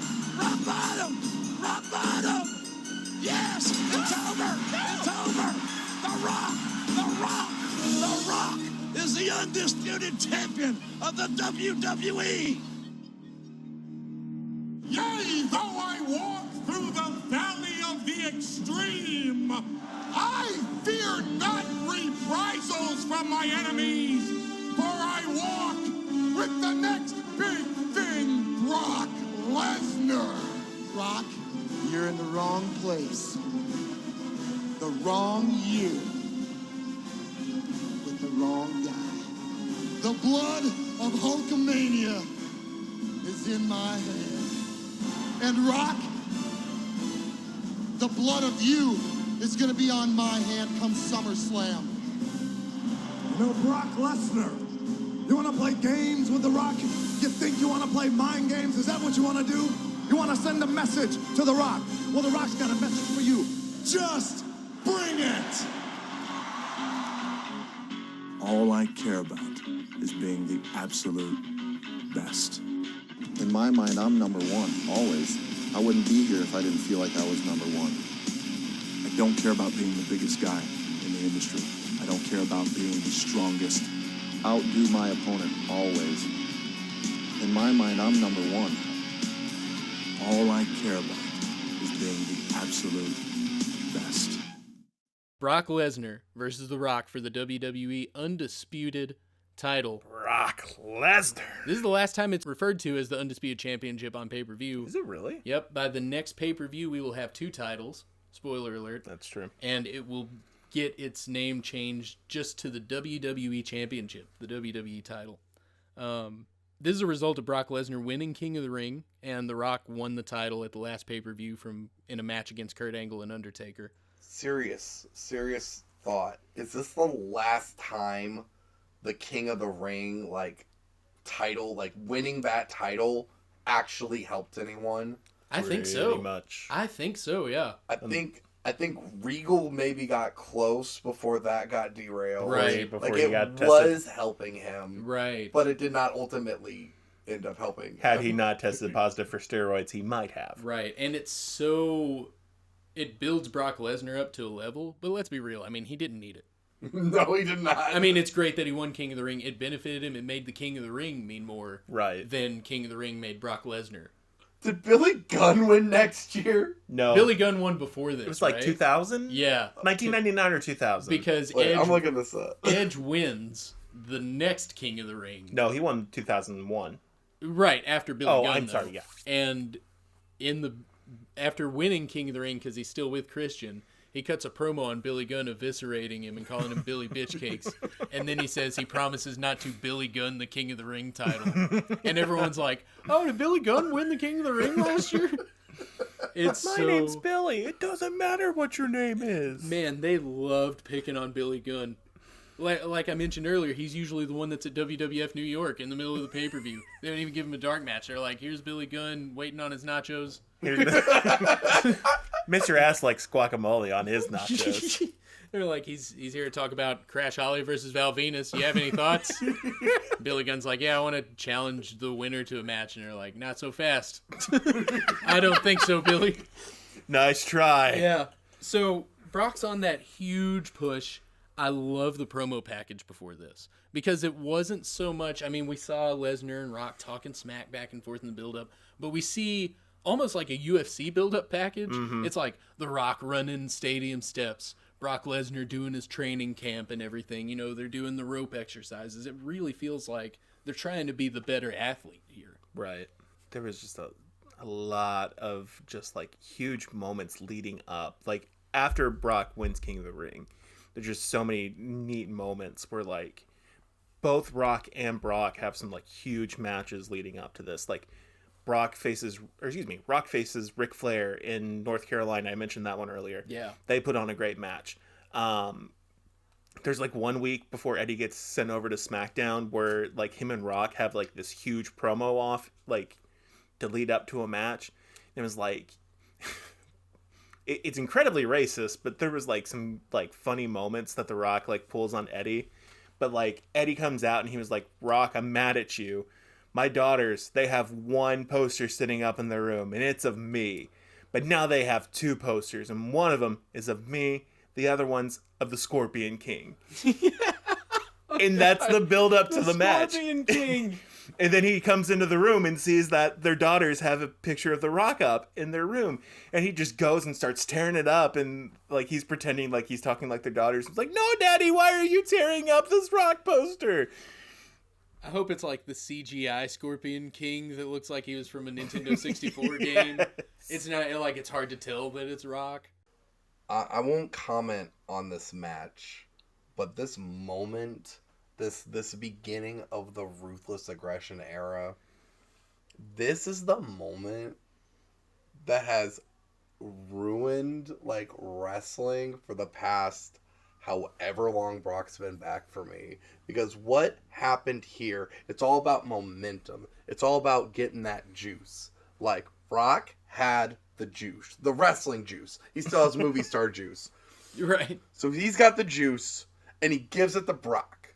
And Brock has never successfully... Like, it's almost like tracking lineage to the Pope. Like, you know, the Catholic Church apparently has, like, a secret book somewhere where they can track it back. Like if you track who's got it, who is the guy, like, Rock had it. He gave it to Brock, and then Brock has never given it to anyone except sometimes to Goldberg, and I don't know why. Yeah, it's working backwards. The only person who ever, like, gets the rub from Brock is Goldberg twice. And I need that credibility to go to someone modern, and I need Brock to go away. Right. That's my personal opinion on why I could not enjoy this match. But then again, it could have been worse. This could have been Rock Hogan 2. Like, right. I would hate for Hogan to get the juice at this match. That would have been worse. Oh man. Speaking of Hogan, yeah, let's talk about how Brock murders Hulk Hogan in his match leading up to this Summerslam match. Rub. There's like Kurt Angle and Hogan have a match like the week before, and it was like whoever wins will get to face Brock the next week. Brock comes in and interferes and says that he wants Hulk Hogan. And then Hogan, the next week leading up to this match, was like, okay, if I beat you, Brock, I want that WWE title shot. And, like, he eggs Lesnar on to agreeing to it. Mm-hmm. And so, like, when this match starts, it's like watching a Bray Wyatt match today. It's murder. Yeah. It is literal murder. Like, he just beats him up to a pulp, and then, like, he doesn't even beat him with an F5. Brock puts Hulk in a bear hug. Yeah. Knocks him out, and then, like, beats him up more after the match. Hits Hogan over the head with the steel chair. Like we said before, we don't endorse that, but it was a powerful moment. Right. And then, like, starts smearing his blood over his chest. Yeah, Hogan started bleeding from the mouth during that match, right? Yeah, he started bleeding from the mouth during the bear hug, yeah. and then he hits him over the head with the chair and causes him to bleed more. What a surreal sight. That's crazy. But, and it's just, it blows my mind that, like, Brock was an OVW 5 months before this. Yeah. And you're coming in, and you are just obliterating the man that has owned the wrestling industry for 20 plus years before this. Right. Well, and they knew what they had with him. It seemed like everyone was on board with making Lesnar this monster. I mean, Paul Heyman. You look at Paul Heyman, and he sees dollar signs right away with Brock Lesnar. Right. It's nuts. But with this match against The Rock, the match starts, The Rock, like, drops the title and sprints in immediately, and they start going at it. I like to think they had a slower match, like, start picked out, but they were watching the Finkel segment backstage, and they were saying, hey, we got to get the crowd back into this. Like, we've got to do something. All right, you drop the title, come in, we'll just start punching. It'll be great. It was so weird seeing how small Rock was here. Yeah. Like, he is now 4 times bigger than this. Mm-hmm. This is when he really leans out. Because, I mean, throughout the Attitude Era, he's not the biggest guy. I mean, he had some muscle, but he was like football player build, you know, where he's... And then he kind of starts leaning out here because he's going Hollywood. And there was a big concern at that time that, you know, if you're jacked to the gills, like too buff, then you won't get as many roles. Because at that point, I mean, you had like Arnold Schwarzenegger, and he was pretty much getting the big guy roles, and that was it. So makes sense. Rock's trying to build himself more of a movie star, and he's kind of leaning out. I also love that Rock was playing the underdog in this match. It's really Rock weird. was twice as big as him. Yeah. Like, I wonder if that played a role into it. It's like, hey, man, we need you to job out to Brock, though. And he's just like, oh, I know what I'll do. I'll lose all my muscle mass. I'll lean out. Well, and I also, this crowd's been so weird tonight. They're hot for everything. But it's, you know, The Rock's trying to play the underdog, and Brock Lesnar's just whipping his ass, and the crowd's like, yeah, die Rocky die. Rock sucks. We love Brock. Like, it's crazy to me. They know what's about to happen. They know that Rock's about to leave him. Yeah. And so they're just getting smarky as shit. And it's like, I think before Rock even starts sprinting down to the ring, you start hearing Rocky sucks. Yeah. Rocky sucks. Well, and right after the show, apparently, this is jumping ahead, but apparently after they went off the air, The Rock cut a heel promo on the crowd. It's like, the sing-along with The Rock is over. I read that was the exact line that he said, which is really so weird. Yeah, he starts like saying his like typical spiel of like SmackDown Hotel and whatnot. Okay. And the crowd would start like going along with that, but they would boo him the rest of the time. And so like he would just get annoyed and was like, all right, screw it. Sing-along's over. Wow. That's great. Can you imagine if they just like let Roman Reigns or whoever they're trying to push as a face that's not working out, if they just let him do that or something like that? All right, sing along with the big dog's over. Gotta go. Why is that so much better? You're right. Sing along with the big dog. Who let the dogs out?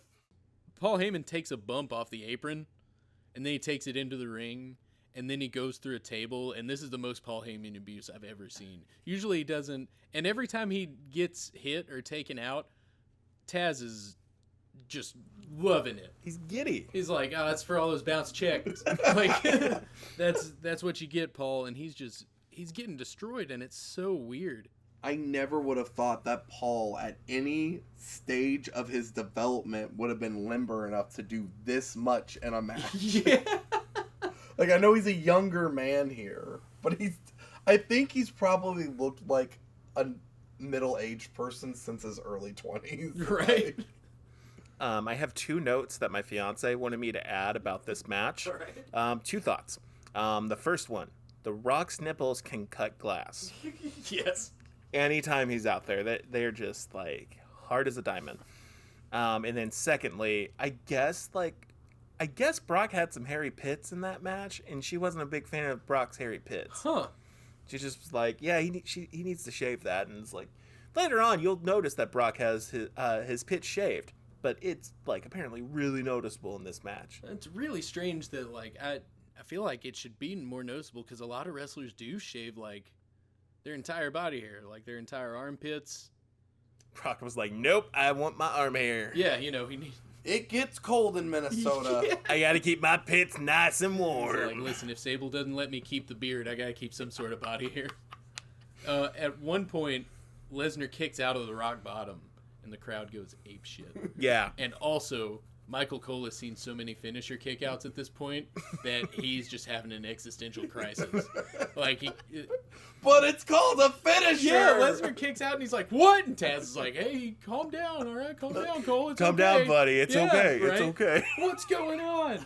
Also, at this point, the pork sign that we mentioned earlier has moved opposite of hard cam.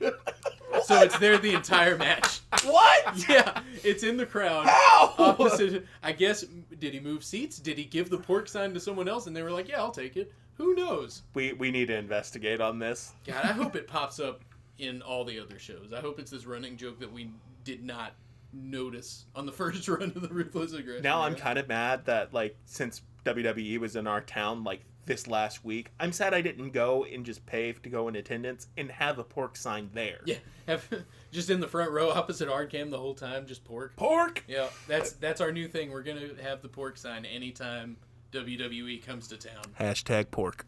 So the finish is Lesnar reverses the people's elbow by standing up. And he just clotheslines The Rock, and it's like Eddie and Edge countering the spear earlier in the night. Like, Lesnar does it, and you're like, oh yeah, why doesn't everyone do that? And then The Rock goes for another rock bottom. Lesnar spins out of it, hits the F5, hits one F5 on The Rock, and pins The Rock clean in the middle, crowning Brock Lesnar as the youngest ever world champion up to that point. Which will be changed later when Brock Lesnar becomes a dirty word in WWE. Oh yeah, they have to quick. Let's find another young guy and put a world title on him, so we don't have to talk about Brock Randy Orton, anymore. get your ass over here. Yeah, we'll get there though. I'm gonna guess they were running low on time too, because like Brock Lesnar wins and they're, hey, it's the new WWE champion. Fade to black right then. They just like the end of All In. Yeah, it was very very quick. So on Pritchard's podcast, he mentions that the reason that Stephanie McMahon just laughed at Eric Bischoff earlier in the night and walked off is because she knew that Lesnar is going to be taking the title to SmackDown because she's going to sign Lesnar. But it's like, how did she know Lesnar's going to win? Like, it wasn't very clear to me. Sounds even like they're after it kind was of explained. stretching. Yeah. I mean, I think technically both of them were a part of the SmackDown roster at the time. I think Rock and Brock were both on SmackDown, so I think she was probably thinking, hey, either way, I'm going to make sure the WWE title stays over here. Right, because they only had one world title at this time, and then pretty much the other show was fighting for number one contendership almost. Right. But it is nuts. We are missing out on the most important outcome of this match. Yeah, we can talk about titles, we can talk about juice and momentum. We got to remember that Rocky is going away, probably to film a movie or something. He takes a little hiatus, and he comes back, and he has the greatest feud of all time with the Hurricane. Oh yeah, that's right. I'm looking forward to that. I was waiting. wait. I was waiting for you to say he has his like final match with Stone Cold. Who? What's going on? He's not here right now. What? Who's that? We already forgot who Stone Cold Steve Austin is, who, by the way, walked out in the build-up to Brock versus Rock, just to kind of put that on the timeline somewhere. He saw that he was losing to Brock Lesnar in the King of the Ring. Yeah, but like it first was round or something. Yeah, like he wasn't that. refusing to lose or anything. He just thought that there could be more build to him versus Lesnar, which, I mean, that's hard to argue. I mean, that's right. I mean, he's got a point. Whether he walked out or not was the right decision, who can know? But it's crazy to think how much like happened in that few months leading up to Brock winning the title. It's like if we sat there today and we brought, like, granted, NXT nowadays, you come to know and love somebody before they even make it to Raw or SmackDown. But imagine, like, if Samoa Joe, the second he walks into WWE, they just build him up in 3 months to win the title. Like, that's not going to happen. You watch them try to build Roman Reigns up for 2 years, and every time he even came close to sniffing the title, people would boo him out of the building. I wonder whose fault that is. Because, you know, it's not a secret. We as fans, like dedicated, deep fans, like talking about, like, oh, they have a star-making problem. Is it the fault of the company? Are they out of touch? Or is it the fans' fault for not accepting anything? right.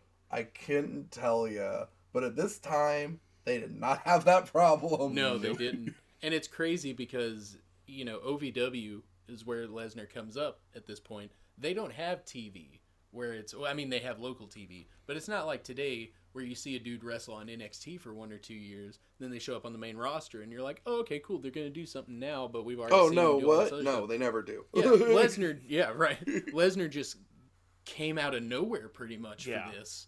And when you look at him, you're like, wow, he's going to be doing big things. Now, the problem is, a lot of people had the same, there's a lot of people you look at and you can say that. When Great Khali debuted, everyone was like, look at this big dude. Like, he's going to be something great. And as we'll find out later on in the podcast, he did all right, I guess. He did meh. Yeah. Meh. The Punjabi Playboy. We all complain. We're wrestling fans, and we can complain about how, like, oh man, Ruthless Aggression era this, nowadays this. But think about it. We're talking about times that don't have the Great Khali in them, so can it really be that bad? Right. I mean, we've got until about 06, so, I mean, we've still got a few years, but he's coming. So, wrapping up, who is your favorite wrestler on the show? I'm going to go ahead first. Shawn Michaels is my favorite. He did great as, like, that face in peril that's getting his back torn apart by his heated rival. What do you guys think?